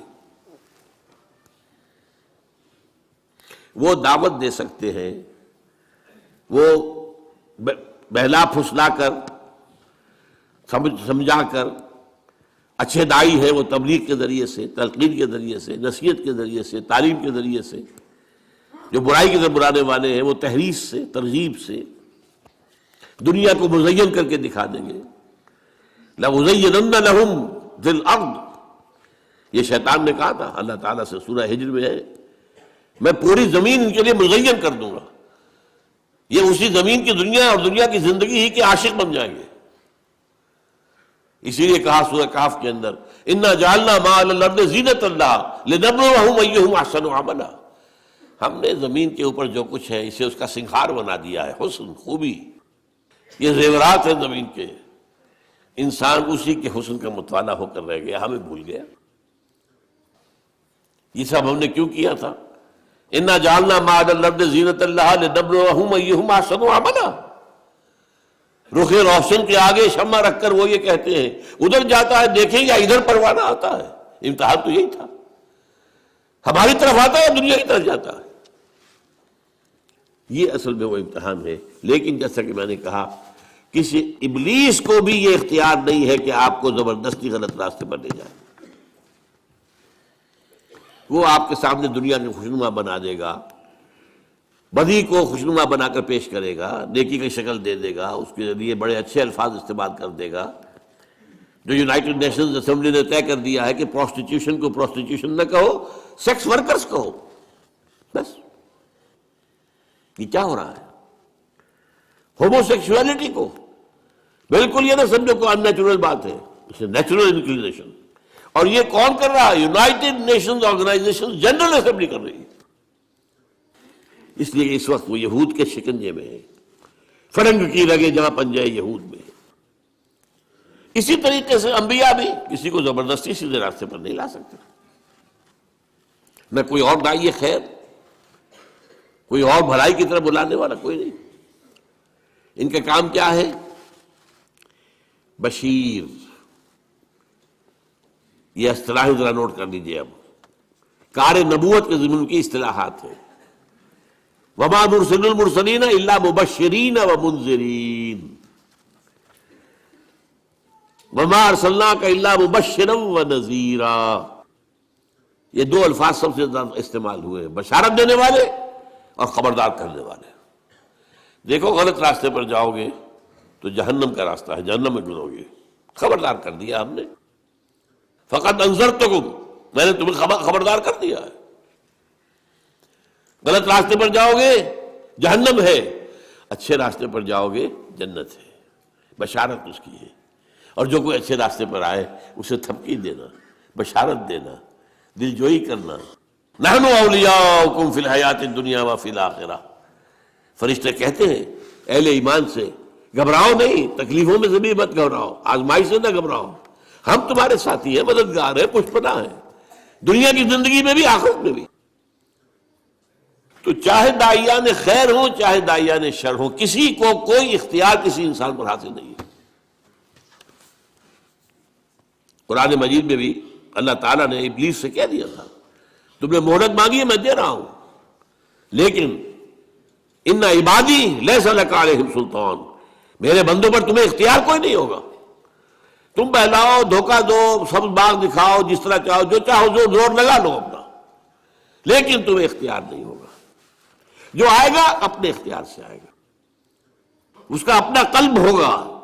پھر وہ جدھر وہ روح موڑ دے اس کو، اگر وہ قلب جو ہے وہ ہو گیا روح کی طرف تو نجات ہو گئی، اور اگر ہو گیا نفس امارہ کی طرف تو بیڑا غرق ہو گیا. یہی معاملہ میں نے کہا نا کہ داعیان خیر، یہاں تک کہ سب سے بڑے داعی خیر محمد الرسول اللہ صلی اللہ علیہ وسلم، ان سے بھی کہہ دیا گیا انک لا تہدی من احببت ولکن اللہ یہدی من یشاء. اے نبی آپ ہدایت نہیں دے سکتے کہ جس کو چاہیں ہدایت دے دیں. یہ اللہ کی بات ہے، وہ جس کو چاہتا ہدایت دیتا ہے. واقعہ یہ کہ سب سے بڑی مثال ہمارے سامنے حضور کے چچا ابو طالب کی ہے. ابو طالب حضور کے بھی محسن تھے، ہم سب کے محسن ہیں. جس طرح انہوں نے سپورٹ کیا حضور کو اپنی پناہ میں رکھا. جب تک وہ زندہ رہے اس وقت تک قریش کو آپ کے خلاف کوئی اقدام کرنے کی ضرورت نہیں ہوئی کہ یہ تو ان فائٹنگ ہو جائے گی، قریش آپس میں لڑ پڑیں گے. A house divided amongst itself cannot stand. یہ ان کے انتقال کے بعد ہوا ہے، جب اقدام کیا گیا، طے کیا گیا کہ اب ان کو قتل کر دو، اب کوئی خطرہ نہیں.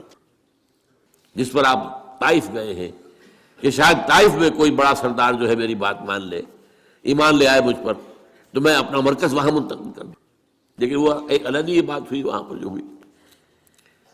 لیکن اس کے بارے میں معلوم ہے کس قدر حضور کے دل میں تمنا اور آرزو ہوگی. آپ تصور کر سکتے ہیں انہوں نے ساری طبیعت کس لیے مانی، کتنی حضور کو خواہش ہوگی کہ ابو طالب کلمہ شہادت پڑھے بغیر دنیا سے نہ جائے. یہاں تک کہ آخری وقت کہہ رہے ہیں، ان کے رضا کا عالم ہے، چچا جان میرے کان میں پڑھ دیجیے کلمہ تاکہ میں اللہ کے ہاں گواہی دے سکوں. لیکن بس وہ عرب ایک مزاج خاص، اس میں جو ایک اپنا ایک زوم ہوتا ہے، اپنی عزت نفس کا. بھتیجے میں جانتا ہوں کہ تیرے دین سے بہتر کوئی دین نہیں ہے، لیکن میں اس وقت یہ کلمہ شہادت نہیں پڑھنا چاہتا. عرب کی عورتیں یہ نہ کہیں کہ وہ طالب موت کے ڈر سے اس نے اپنا مذہب تبدیل کر لیا۔ بہرحال کہنے کی بات کیا تھی، نبی کیا ہوتے ہیں؟ بشیر، نذیر، داعی اللہ۔ اپنی جگہ پر روشنی کا مینارہ، سراج منیرہ،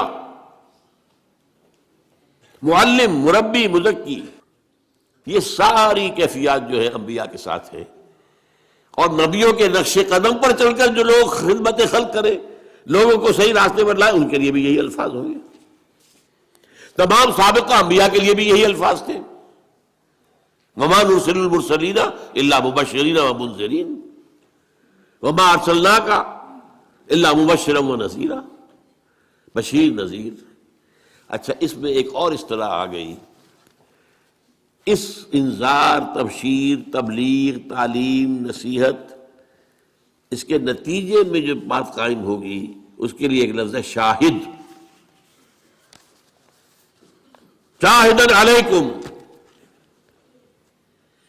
علی آتا ہے عربی زبان میں مخالفت کے لیے، شاہدن علیکم، تمہارے خلاف گواہ۔ یہ سب سے پہلے یہ اصطلاح، یہ باقی اصطلاحات تو بعد میں آئی ہے، لیکن یہ کہ آپ کو معلوم ہے کہ سورہ احزاب میں سب کو جمع کر دیا گیا ہے۔ یا ایھا النبی انا ارسلناک شاہدا ومبشرا ونذیرا وداعیا الی اللہ باذنہ وسراجا منیرا۔ لیکن سب سے پہلے سورہ مزمل میں لفظ آ گیا، مزمل بہت شروع کی صورت ہے، انا ارسلنا الیکم رسولا شاہدا علیکم کما ارسلنا الی فرعون رسولا فعصى فرعون رسولا فاخذناه اخذا وبيلا فكيف تتقون ان كفرتم يوما يجعل الولدان شيبا السماء منفطر به كان وعده مفعولا۔ ہم نے دیکھو بھیج دیا ہے تمہاری طرف اپنا ایک رسول جو تم پر گواہ بن کر آیا تمہارے خلاف۔ یہ خلاف کا لفظ کیوں آیا یہاں پر نوٹ کیجئے۔ شہید کے معنی ہے گواہ، بلکہ لفظی معنی اصل میں کیا ہے؟ جو شخص موجود ہو، شاہد، غائب، شاہد، شاہد و غائب، شاہد۔ لیکن اس کے پھر دو معنی اس میں اضافی طور پر پیدا ہوئے، جو کسی موقع پر موجود ہوگا وہی صحیح گواہ بھی ہے، تو شاہد گواہ بھی ہے۔ جو کوئی موقع پر ہوگا وہ آپ کی مدد بھی کر سکتا ہے، ورنہ آپ کا چاہے گہرا ہی دوست ہے، وہ آپ وہ ہے ہی نہیں تو کیا مدد کرے گا، تو اس سے مددگار بھی ہو گیا۔ لَكَفَىٰ بِاللَّهِ شَهِيدًا، اللہ کافی ہے آپ کی مدد کے لیے۔ اب شہادت گواہی کے معنی میں آتا ہے تو اس کے دو رخ ہیں۔ ہر مقدمے میں ایک مدعی ہے، ایک مدعا علیہ ہے۔ اگر آپ کی گواہی مدعی کے حق میں جا رہی ہے تو اس کے لیے لام آئے گا، شہدہ لہو، اس کے حق میں گواہی دی۔ اور اگر اس کے خلاف جا رہی ہے تو شہدہ علیہ۔ یہ لام اور علا کا جو فرق ہے اس کو اچھی طرح ایک اور حدیث کے حوالے سے یاد کر لیجئے۔ حضور نے فرمایا القرآن حجت لک او علیک، یہ قرآن یا تو حجت ہے تمہارے حق میں یا تمہارے خلاف۔ اسے اپنے حق میں حجت بنانا ہے تو اس کے اوپر عمل کرو، اس کو پڑھو، اس کو سمجھو، اسے اپنا امام بناؤ، اس کی پیروی کرو، تب یہ تمہارے حق میں گواہی دے۔ اللہ یہ مجھے پڑھتا تھا، مجھ پر غور کرتا تھا، مجھ پر عمل کرتا تھا، میری تبلیغ کرتا تھا، اے اللہ اس نے تو اپنے آپ کو وقف کر دیا تھا تعلیم و تعلم قرآن کے لیے، قرآن کے سمجھنے اور سمجھانے کے لیے، تو لہو یہ قرآن آپ کے حق میں گواہی بنے گا۔ جیسا کہ ایک حدیث میں آتا ہے کہ رمضان مبارک میں اگر آپ نے راتوں کو وقت جاگ کر قرآن مجید کو پڑھا ہے اور دن میں آپ نے روزے رکھے ہیں، حضور نے فرمایا الصیام والقرآن یشفعان للعبد، روزہ اور قرآن بندے کے حق میں گواہی دیں گے، شفاعت کریں گے۔ یقول الصیام، روزہ یہ کہے گا منعتہ الطعام بالنہار، اے اللہ تیرے اس بندے کو میں نے روکے رکھا کھانے سے، فشفعنی فیہ، تو میری شفاعت قبول فرما اس کے حق میں۔ ویقول القرآن منعتہ النوم باللیل، میں نے اسے رات کو سونے سے روکے رکھا، فشفعنی فیہ، تو میری شفاعت اس کے حق میں قبول فرما۔ فیشفعان، حضور نے فرمایا دونوں کی شفاعت قبول ہوگی۔ تو القرآن حجت لک او علیک، اسی طرح علی جب ہے، یہ اصل میں قرآن مجید کی اہم اصطلاح تک ہم پہنچ گئے ہیں، اور یہ ہمارا آج کا آخری موضوع ہے۔ کار رسالت کے لیے قرآن کی اصطلاح ہے شہادت علی الناس۔ وہ کیوں ہے؟ دیکھیے، ایک محاسبہ جو آخرت میں ہونا ہے، اگر کوئی نبی نہ آتا، کوئی رسول نہ آتا، تب بھی محاسبہ تو ہونا تھا۔ کیوں؟ ہم نے تمہیں سمع و بصر دیا تھا کہ نہیں؟ عقل دی تھی کہ نہیں؟ تمہارے نفس کے اندر بھی نیکی اور بدی کی پہچان ودیت کی تھی کہ نہیں؟ ان باتوں پر تو حساب دو۔ تم ہم سے عہد کر کے گئے تھے کہ نہیں؟ الستو بربکم قالوا بلی۔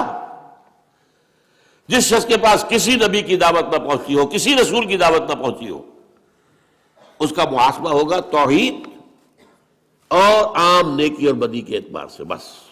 ظاہر بات ہے کہ اس سے یہ محاسبہ تو نہیں ہو سکتا کہ تم نے نماز کیوں نہیں پڑھی، اسے تو نبی کا پیغام ہی نہیں پہنچا، نبی کی دعوت ہی نہیں پہنچی۔ عام آدمی سے محاسبے کی بنیادیں نمبر 1، لقد خلقنا الانسان من نطفۃ امشاج نبتلیہ فجعلناہ سمیعا بصیرا۔ ہم نے انسان کو ملے جلے نطفے سے پیدا کیا تاکہ اسے آزمائے، تو ہم نے اسے سماعت دی، بصارت دی، اس سے آگے بڑھ کر عقل دی، فؤاد دیے۔ ان السمع والبصر والفؤاد کل اولئک کان عنہ مسئولا، ان سب کے بارے میں محاسبہ ہوگا۔ پھر تمہارے اندر وَنَفْسٍ وَمَا سَوَّاهَا فَأَلْهَمَهَا فُجُورَهَا وَتَقْوَاهَا، یہ جو ہمارا نفس ہے، سب سے نچلا جو ہے حصہ، یہ بھی انسانی نفس جو ہے وہ عام حیوانی نفس کی طرح نہیں ہے۔ انسانی نفس کے اندر نیکی اور بدی کا شعور پیدا کر دیا گیا ہے۔ ہر انسان جانتا ہے بنیادی طور پر کہ جھوٹ بولنا برا ہے، سچ بولنا اچھا ہے۔ کون نہیں جانتا؟ یہ بیسک مورالٹی ہے۔ اس لیے قرآن دیکھو کہ کہتا ہے معروف، جو لوگوں کے نزدیک پہچان والی شے ہے، پہچان میں آتی ہے، اچھی شے ہے، اور منکر وہ جس سے کہ انسان کی طبیعت ابا کرے، نفرت کرے، وہ منکر ہے، لیکن فطرت انسان میں موجود ہے۔ وَنَفْسٍ وَمَا سَوَّاهَا فَأَلْهَمَهَا فُجُورَهَا وَتَقْوَاهَا، پھر تمہارے اندر ہماری وہ روح تھی موجود، اس روح کے اندر اللہ کی معرفت بھی موجود ہے، ڈورمنٹ ہے، سوئی ہوئی ہے، اللہ کی محبت بھی ہے، خوابیدہ ہے۔ اس کو بیدار کرنے کے لیے اللہ تعالیٰ کی طرف سے جو کلام ربانی کی بارش اس پر ہوتی ہے، جب غذا ملتی ہے روح کو کلام ربانی کی، تو پھر اس کے اندر کی صلاحیتیں ابھرتی ہیں۔ ان چیزوں کی بنیاد پر محاسبہ آخرت ہوگا، لیکن اللہ تعالیٰ نے اس میں اتمام کیا ہے، تکمیل کی ہے، اتمام حجت کیا ہے، قطع عذر کیا ہے شہادت کے ذریعے سے۔ وہ کیا ہے؟ نبیوں کے بھیجنے کا سلسلہ، کتابوں کے بھیجنے کا سلسلہ، وحی کے بھیجنے کا سلسلہ۔ نبی خیر کی دعوت دیتے رہیں گے، بدی سے روکتے رہیں گے، خیر کو اجاگر کریں گے، بدی کی بھی پہچان اور بڑھا دیں گے تمہارے اندر۔ یہ کام گویا کہ امتحان آسان ہو گیا، یہ میڈ ایزی والی سیریز سمجھیے۔ نہ آتی نبوت تب بھی امتحان تھا، خلق الموت والحیات لیبلوکم ایکم احسن عملا۔ اور ہو سکتا ہے کہ کوئی انسان، بہت انسان ایسے دنیا میں رہے ہوں جن کے پاس کسی نبی اور کسی رسول کا پیغام پہنچا ہی نہ ہو، تو ان کا بھی محاسبہ تو ہوگا۔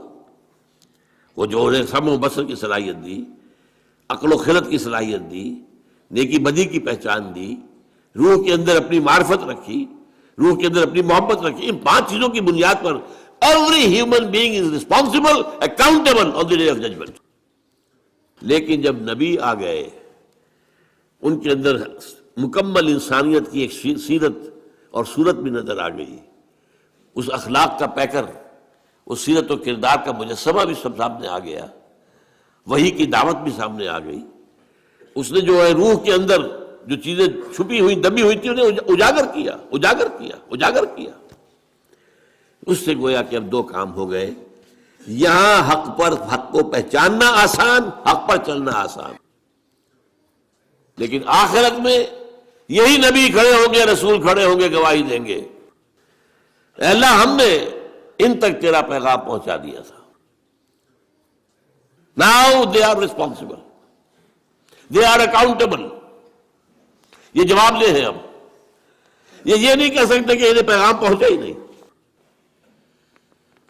دیکھیے اس بات کو سمجھیے، اگر کسی ایسی شے پر مواخذہ کیا جائے جس کے ان تک بات پہنچی ہی نہیں ہو تو وہ تو حجت ہو جائے گی لوگوں کے پاس. اللہ کیسے، ہمیں تو یہ بات پہنچائی نہیں گئی، ہاؤ کم، آج ہم سے جواب طلبی کیسے ہو رہی ہے؟ بلکہ اس میں آگے بڑھ کر میں بات بتا رہا ہوں. دیکھیے حضور کا جو آخری خطبہ تھا، خطبہ حجۃ الوداع، اس کے اختتام پر آپ نے اپنی دعوت کے جو اہم نکات تھے ان کو خوب کھول کھول کر دوبارہ آخری مرتبہ بیان کیا. اور مجمع تھا 1.25 لاکھ کا. جسٹ امیجن، اس وقت آج سے 1400 برس پہلے 1.25 لاکھ. اور حضور ایک ایک لفظ 3 مرتبہ بول رہے تھے.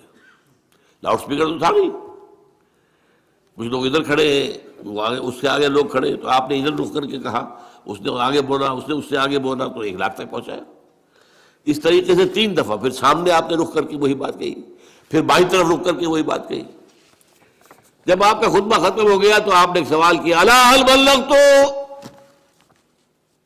لوگوں میں نے پہنچا دیا یا نہیں؟ اور حیرت ہوتی ہے کہ اس کے جواب میں صحابہ نے 4 باتیں کہی. عام طور پر صحابہ کا جو انداز ہوتا تھا، حضور جب پوچھتے تھے کوئی سوال تو عام طور پر کہتے تھے اللہ و رسولہ عالم. یہ جو چنبلے قسم کے شاگرد ہوتے ہیں، کبھی جو اساتذہ کے اوپر بھی اپنا روب گاڑنا چاہتے ہیں، تو وہ تو جلد بولیں گے اپنی، تاکہ ذہانت کا ثبوت ہو جائے. لیکن حضور کے وہ شاگرد بہت مؤدب لوگ تھے، اللہ و رسولہ عالم. پھر آپ دوبارہ پوچھتے تھے تو پھر جیسی بات بھی ذہن میں آئی کہہ دیتے تھے. آپ نے سوال کیا اتدرون من المفلس، کون ہے تمہارے خیال میں مفلس کون ہے؟ اللہ و رسولہ عالم. آپ نے پھر دوبارہ پوچھا، پھر بتایا المفلس عندنا من لا درہم لہ ولا دینار. مفلس تو ہم اسی کو سمجھتے ہیں جس کے پاس درہم نہیں، دینار نہیں. پھر آپ نے اپنی بات بتائی، وہ میں اس وقت نہیں بیان کر رہا. تو میں یہ کہہ رہا تھا کہ عام طور پر صحابہ کا جواب ہوتا تھا اللہ و رسولہ عالم. یہاں وہ بھی سمجھ گئے تھے کہ یہ حضور یہ کیوں پوچھ رہے. ایک رسپانسبلٹی تھی جو آئی تھی، جس کو سورہ مزمل میں کہا تھا انا سنلقی علیک قولا ثقیلا، ہم آپ پر ایک بڑا بھاری بوجھ ڈالنے والے. وہ کندھوں پر آیا تھا، جس کے لیے تنبیہ بھی آ گئی سورہ مائدہ میں، یا ایھا الرسول بلغ ما انزل الیک من ربک وَإِن لَّمْ تَفْعَلْ فَمَا بَلَّغْتَ رِسَالَتَهُ. اے رسول پہنچا دو جو کچھ بھی نازل ہوا ہے آپ پر آپ کے رب کی طرف سے، اور اگر ایسا نہ کیا تو رسالت کا حق ادا نہیں ہوگا. آپ دیکھتے ہیں قرآن مجید میں وہ آیات بھی ہم پڑھتے ہیں جن میں بظاہر حضور سے کچھ اظہار ناراضگی اللہ نے کیا ہے، اظہار خفگی کیا ہے، یا کسی چیز پر روکا ہے ٹوکا. میں زیادہ سخت لفظ نہیں بولنا چاہتا، حالانکہ الفاظ بڑے سخت ہیں. یا ایھا النبی لم تحرم ما احل اللہ لک تبتغی مرضات ازواجک. اے نبی کیوں حرام ٹھہرا رہے ہو اپنے اوپر وہ شے جو اللہ نے حلال کی ہے اپنی بیویوں کی رضا جوئی کے لیے؟ کتنی سخت بات ہے. عبس وتولی ان جاءہ الاعمی وما یدریک لعلہ یزکیٰ. ایک پیر صاحب ہیں ملتان کے، ان تو مجھے باقاعدہ پیغام بھیجا کہ آپ جب یہ آیتیں پڑھا کریں ترجمہ نہ کیا کریں. میں حیران ہوا کہ قرآن مجید کی آیات ہے، جب ہمیں پڑھنے کے حکم ہے ہم تو اس میں سے کسی چیز کو نہیں، آیات پڑھ دیا کریں ترجمہ نہ کیا کرتے، اس لیے کہ اس میں حضور کی توہین آتی ہے. تو میں سمجھتا ہوں کہ جتنا بھی آدمی ادب سے بات کر سکے، لیکن ہمیں یہ قرآن مجید جیسا کہ حضور نے پہنچا دیا ہمیں، تو ہم اس میں سے کوئی کمی بیشی کرنے والے کون ہیں؟ عبداللہ ابن ام مکتوم رضی اللہ تعالی عنہ اندھے تھے، وہ حضور کی خدمت میں حاضر ہوئے. اس وقت حضور کے پاس سرداران قریش کی ایک جماعت جمع تھی، گفتگو ہو رہی تھی. اب یہ بیچارے نابینا، انہیں کیا پتہ کون لوگ جمع، یہ بار بار دخل دے رہے ہیں، حضور کو اپنی طرف متوجہ کرنا چاہ رہے ہیں. حضور کو ناگوار گزرا، آپ کے ماتھے پر بل پڑ گئے. عبس وتولی، اس نے تیوری چڑھا لی، ماتھے پر بل پڑ گئے. ان جاءہ الاعمی، اس لیے کہ اس کے پاس ایک اندھا آیا تھا. وما یدریک لعلہ یزکیٰ، تمہیں کیا پتا شاید کہ وہ تزکیہ اختیار کرتا او یذکر فتنفعہ الذکریٰ، یا اسے نصیحت مل جاتی آپ کی گفتگو سے اور وہ نصیحت اسے مفید ہوتی۔ اما من استغنیٰ فانت لہ تصدیٰ، جو استغنا کرتے ہیں، ابا کرتے ہیں، پیٹھ موڑتے ہیں، آپ ان کے پیچھے لگے ہوئے، ان کے پیچھے پڑے ہوئے۔ وما علیک اللہ یزکیٰ، اگر وہ نہیں تزکیہ اختیار کر رہے تو آپ پر کوئی الزام نہیں ہے۔ وَأَمَّا مَنْ جَاءَكَ يَسْعَىٰ وَهُوَ يَخْشَىٰ فَأَنْتَ عَنْهُ تَلَهَّىٰ، اور جو آیا ہے چل کر وہ تو چاہتا تزکیہ حاصل کرنا، ان کی طرف سے آپ عدم توجہ فرما رہے ہیں۔ یہ بھی ہمیں پہنچا دیا کہ نہیں، بلغ ما انزل الیک من ربک وَإِن لَمْ تَفْعَلْ فَمَا بَلَّغْتَ رِسَالَتَهُ۔ اب یہ جو بوجھ تھا اس کی ذمہ داری کا حضور کو معاملہ معلوم تھا، اس لیے کہ سورہ اعراف میں یہ آیت آ چکی تھی، نوٹ کیجئے، آیت نمبر 6 ہے، فَلَنَسْأَلَنَّ الَّذِينَ أُرْسِلَ إِلَيْهِمْ وَلَنَسْأَلَنَّ الْمُرْسَلِينَ، ہم لازماً پوچھ کر رہیں گے ان سے بھی جن کی طرف رسولوں کو بھیجا، اور ان سے بھی جنہیں رسول بنا کر بھیجا۔ تو آپ نے یہ جو کیا کیوں؟ الا هل بلغت انا نشهد انك بلغت رسالتا واديت الامانة وكشفت الغمة ونصحت الامة۔ 4 بات حضور ہم گواہ ہیں، آپ نے حق رسالت ادا کر دیا، حق امانت ادا کر دیا۔ یہ قرآن آپ کے پاس امانت تھا، ہمارے بھی اللہ نے بھیجا تھا نا، آپ کے ذمہ تھا ہمیں پہنچانا، آپ نے پہنچا دیا۔ آپ نے ہماری خیر خواہی کا حق ادا کر دیا، اور آپ نے گمراہیوں کے بادل چھانٹ دیے۔ 3 مرتبہ سوال کیا آپ، الا هل بلغت انا نشهد انك قد بلغت الرسالة واديت الامانة ونصحت الامة وكشفت الغمة۔ پھر نگاہ اٹھائیے آسمان کی طرف، انگشت شہادت سے اشارہ کیا، اللہم اشہد اللہم اشہد اللہم اشہد، اے اللہ تو بھی گواہ ہے، میں نے اپنا حق ادا کر دیا۔ یہ مان رہے ہیں کہ میں نے پہنچا دیا، یہ گواہی دے رہے ہیں کہ میں نے پہنچا دیا۔ اب قیامت کے دن کیا ہوگا؟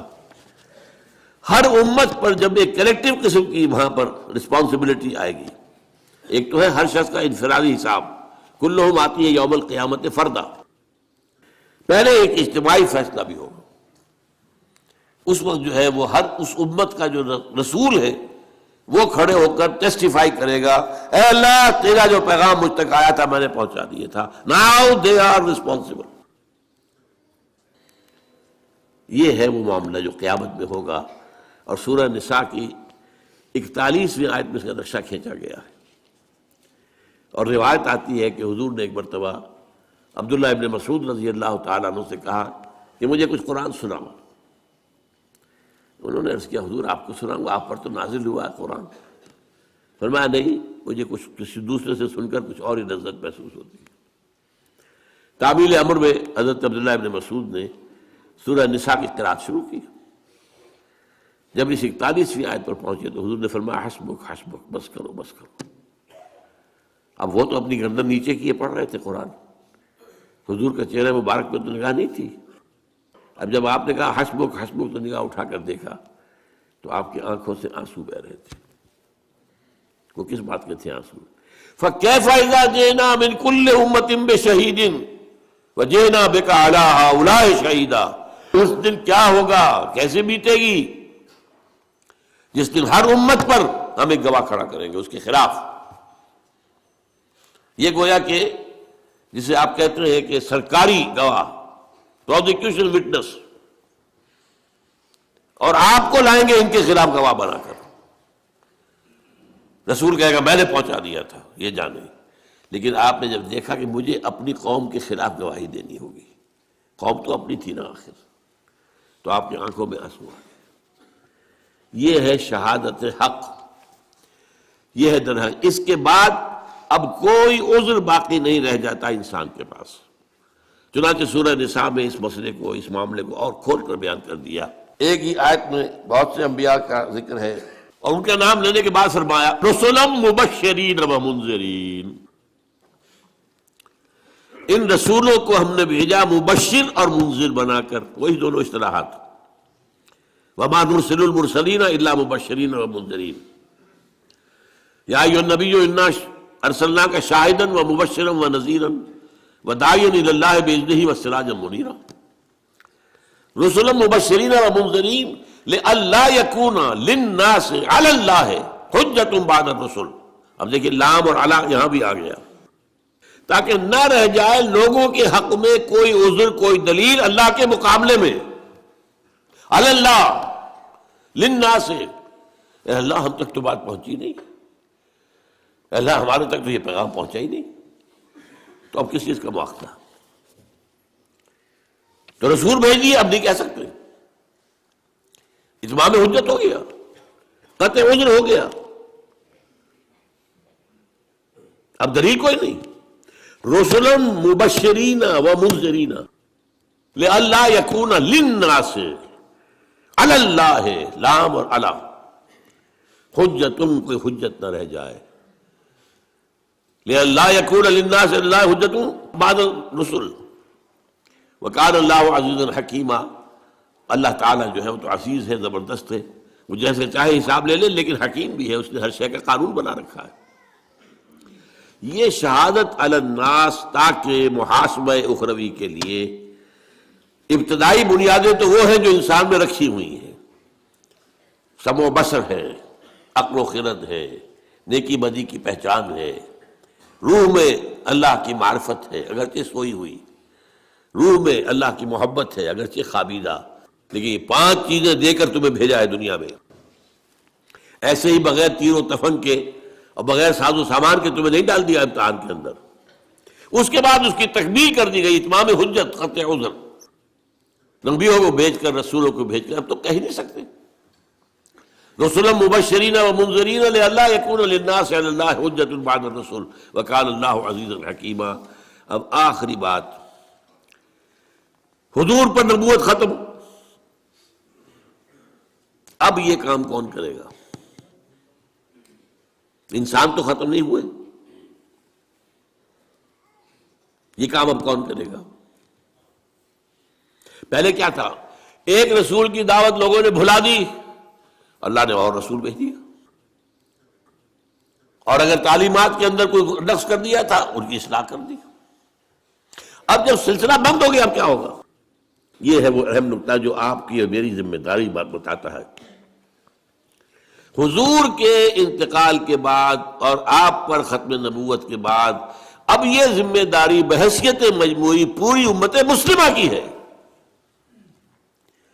اب ہمارے کندھوں پر آ گیا وہ بوجھ جو حضور نے اپنا وہ کہہ کر گواہی لے کر الا حل بلغت، تو گواہی لے کر کندھے کا بوجھ جو تھا وہ اتر کر امت کے کندھے پر آ گیا. یہ مضمون قرآن میں 2 دفعہ آیا.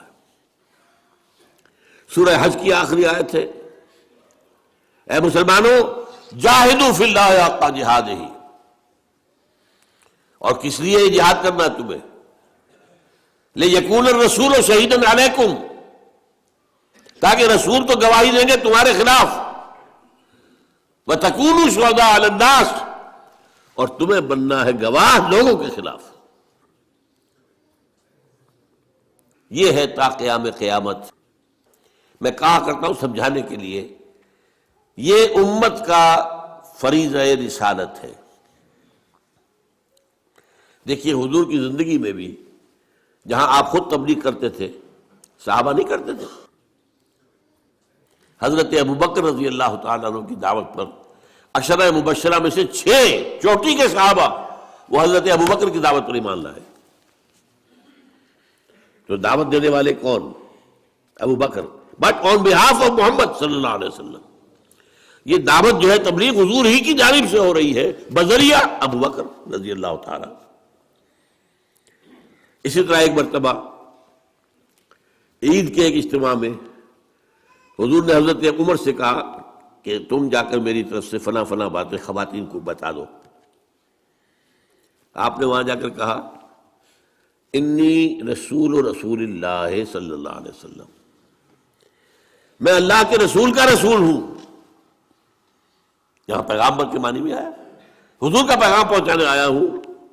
انی رسول اللہ ہے. یہی لفظ حضور نے استعمال کیا معاذ بن جبل کے لیے رضی اللہ تعالیٰ عنہ، جب انہیں یمن کا گورنر بنا کر بھیج رہے تھے۔ وہ پوچھا کیا کرو گے، کوئی معاملہ پیش آئے کیسے طے کرو گے؟ کہا کہ میں پہلے قرآن میں دیکھوں گا، اگر قرآن میں وہ بات نہ ملے تو پھر میں آپ کی سنت اور حدیث میں دیکھوں گا، وہاں بھی نہ ملے تو کیا کروں، ثم اجتہد، پھر میں کوشش کروں گا اپنی سی کہ صحیح رائے تک پہنچ جاؤں، اجتہاد کروں گا۔ تو آپ نے پیٹھ تھپ کی اور کہا اس اللہ کا شکر ہے کہ جس نے اللہ کے رسول کو صحیح بات تک پہنچا دیا۔ یعنی صحیح راستہ یہ پہلے قرآن دیکھو پھر حدیث دیکھو، دونوں میں نہ ہو تو پھر اجتہاد کرو۔ تو یہ کام جو ہے اب امت بحیثیت مجموعی اب رسالت کے اس سلسلے میں لنک کر دی گئی ہے۔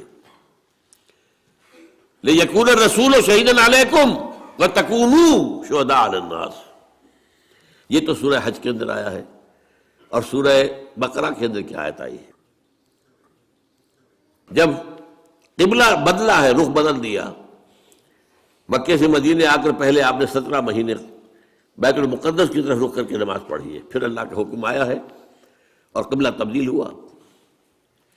یہ بڑا ایک اہم واقعہ تھا جس پر بہت چہبے گوئی بھی ہوئی، لوگوں نے مذاق بھی اڑائے، اچھا عجیب یہ رسول ہے، نبی ہے جن کا قبلہ ہی معین نہیں ہے، پہلے شمال تھا اب جنوب ہو گیا۔ خیر وہ ایک علیحدہ مسئلہ ہے، میں نے تفصیل سے بحث کی ہے، جو میرا منتخب نصاب کا درس نمبر 2 ہے آیا بر، اس کے تمہید کے طور پر میں نے اس مسئلے پر پوری گفتگو کی۔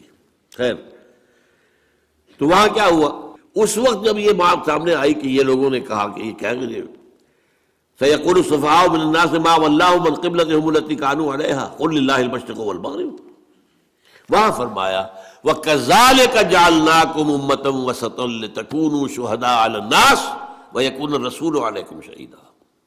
قرآن مجید میں اہم مضامین 2 جگہ ضرور آتے ہیں، وہی 2 جگہیں آپ نے یہاں پر دیکھ لی کہ وہاں پر سورہ حج میں آ گیا لِيَكُونَ الرَّسُولُ شَهِيدًا عَلَيْكُمْ وَتَكُونُوا شُهَدَاءَ عَلَى النَّاسِ، وہی بات بالعکس ترتیب علیحدہ ہو گئی، وہاں رسول کا ذکر پہلے اور امت کا بعد میں، یہاں امت کا پہلے رسول کا بعد میں۔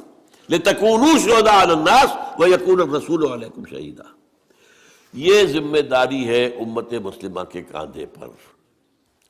اور دیکھیے نوٹ کر لیجئے، آج چونکہ ہم یہ کام نہیں کر رہے، اسی لیے آج دنیا میں ذلیل و خوار ہیں آج کیوں ذلیل کہ کل تک نہ تھی پسند گستاخی فرشتہ ہماری جناب میں۔ آج مسلمان ہے ضربت علیہم الذلۃ والمسکنۃ وباؤوا بغضب من اللہ، کمزوری کم ہمتی ہم پر مسلط کر دی گئی۔ کشمیر کو ہم کہتے ہیں ہماری شہرگ ہے، لیکن یہ جرت نہیں ہے کہ ہم کبھی انڈیا سے کہہ سکتے ہیں، الٹیمیٹم دے سکتے ہیں ہٹ جاؤ ورنہ پھر آپ آ رہے ہیں مقابلہ کرو میدان میں۔ اور ایک دور تو وہ بھی تھا کہ 2 طرف سے پاکستان تھا اور بھارت ڈرتا تھا پاکستان سے۔ اب تو بہت بدل گیا معاملہ 1971 کے بعد۔ یہ ہماری ذلت، 30-40 کروڑ عرب اور ان کے خنجر پیوست کیا گیا ان کے سینے میں اسرائیل کا، اور بولتے بھی نہیں، کوئی بولتا بھی نہیں، بات بھی نہیں کرتا۔ جو کچھ ہو رہا ہے، جو ظلم ہو رہے ہیں جو وہاں کے فلسطینیوں پر، کس کو نہیں معلوم؟ اور آج پوری دنیا میں ذرا سوچئے، کبھی خون کہیں بہتا ہے تو مسلمان کا ہو گیا مانند آب ارزاں مسلمان کا لہو، وہ چاہے صومالیہ تھا، وہ چچنیا تھا، کوسوو تھا، بوسنیا تھا اور فلپائنز تھا، یہاں تو ہو ہی رہا تھا فلسطین اور کشمیر 60 سال سے، اور اب جو ہوا ہے 8 سال سے، جو افغانستان میں ہوا، جو عراق میں ہوا، اب جو ہو رہا ہے ہمارے، یہ ان کی جنگ ہے جو ہم لڑ رہے ہیں، ہم پر مسلط کر دی گئی ہے۔ اور سب سے بڑی کامیابی امریکہ کی یہ ہے کہ اس نے ہمیں یہ باور کرا دیا ہمارے عام لوگوں کو کہ یہ ہماری جنگ ہے۔ لا حول ولا قوت الا باللہ۔ اندھا ہوگا کوئی شخص جو کہے گا کہ یہ ہماری جنگ ہے۔ ہماری جنگ تھی تو کہاں تھی پہلے؟ یہ افغانستان پر حملے سے پہلے امریکہ کی کہاں تھی یہ جنگ؟ اگر ہماری جنگ تھی تو ہم مدد مانگتے نا امریکہ سے، انہوں نے مدد مانگی تھی۔ یو آر ود اس اور اگینسٹ اس، بھائی کروسیڈ وہ شروع کر رہے تھے اور اس کا ثبوت موجود ہے۔ نکلنے والا فلاڈلفیا سے ایک رسالہ موجود ہے، ٹرمپٹ، دی فلاڈلفیا ٹرمپٹ، اس کے 1 مہینے پہلے کا جو شمارہ ہے 9/11 جو ہے وہ سن 2001 میں ہوا ہے، ستمبر میں۔ اگست کے شمارے میں اس کا جو ایڈیٹر ہے یہ وہی ہے جو ایونجلسٹ ہیں، نیو کانز ہیں، یہ یہودیوں سے بڑھ کر پیروکار اور سپورٹرز. ان کے الفاظ میں نے بہت عام کیے ہیں. 2 کتابچے میرے ہیں جن کی پشت کے اوپر یہ عبارت اور تصویر میں نے پوری دے رکھی ہے، اور اندر اس کے جو ہے اس کا بیک گراؤنڈ الفاظ سنیے.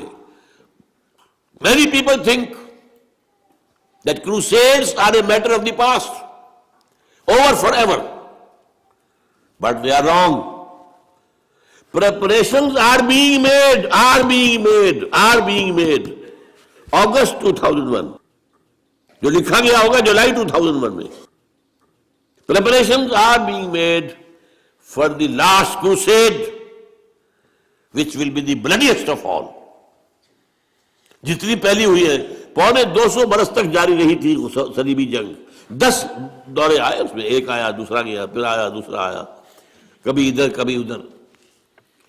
آپ کو معلوم ہے کہ کتنے طویل عرصے تک 88 برس تک یہ بیت المقدس پر قبضہ رہا یہودیوں کا. پھر لیا اس کو واپس صلاح الدین ایوبی نے، پھر تھوڑے عرصے کے بعد دوبارہ عیسائیوں نے لیا. یہ تو لمبی جنگ تھی 250 برس کی. لیکن اس 250 برس میں بھی اتنے آدمی نہیں مرے ہوں گے جتنے آج تک مر چکے ہیں افغانستان میں اور عراق میں خاص طور پر. یہ سب کیوں ہو رہا ہے؟ یہ اس لیے ہو رہا ہے کہ اللہ کے عذاب میں ہے.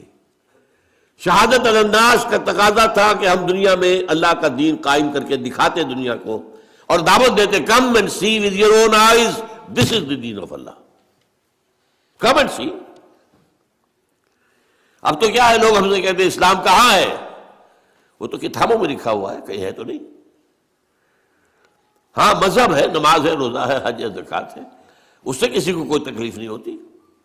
ان کا نظام انٹیکٹ رہے. انگریز کو کیا تکلیف تھی ہماری نماز پڑھنے سے؟ کچھ بھی نہیں. امریکہ کو کیا تکلیف ہے؟ وہاں ہم گئے ہیں، لوگ گئے ہیں مسلمان، انہوں نے مسجدیں بنا لی ہیں، چرچ خریدے ہیں اور سینیگاگز خریدے ہیں اور انہیں مسجد بنا لیا ہے. انہوں نے نہیں روکا. مذہب سے کوئی جنگی نہیں ہے ان کی. جنگ ہے اسلامی نظام سے. خلافت، سیاسی نظام، معاشی نظام، سماجی نظام، تہذیبی نظام اسلام کا، وہ کسی صورت قابل قبول نہیں. آج وہ ہمارے اپنے اندر نہیں ہے. پوری دنیا میں سیکولرزم ہے، پوری دنیا میں بینکنگ ہے اور سود کی بنیاد پر سارا کاروبار چل رہا ہے. اور جو کچھ بے حیائی وغیرہ کا معاملہ ابھی ہمارے ہاں عالم اسلام میں کچھ کم تھا، جو تیزی کے ساتھ اب جو بڑھ رہا ہے معاملہ، معلوم ہوتا ہے کہ وہ کمی بھی ہم جلدی پوری کر دیں گے. یہ تو ہے تاریک ایسپیکٹ. اور روشن یہ ہے کہ صحیح احادیث حضور کی موجود ہے. اس دنیا کی خاتمے سے قبل پورے روئے ارضی پر اللہ کا دین غالب آ کر رہے گا، جیسے کہ حضور نے اپنے دست مبارک سے غالب کیا تھا آج سے 1400 برس قبل. ہوگا. اور اشارے بھی ہیں عرب سے کسی مشرقی ملک کی طرف جو ہے اشارے ہیں. ہمارا کام یہ ہے کہ ہم اس کے لیے اپنا تن من دھن لگا دیں کہ ہمیں یہ کام کرنا ہے، ہر حال میں کرنا ہے. اللہ کے دین کو غالب کر کے اس کی ایک عملی شکل دنیا کو دکھانی ہے، تاکہ ہم شہادت علی الناس کا جو فریضہ حضور کے انتقال کے بعد اب ہم پر بحیثیت مجموعی آ گیا ہے اس کا حق ادا کر سکیں. اقول قولی ھذا واستغفر اللہ لی ولکم ولسائر المسلمین والمسلمات.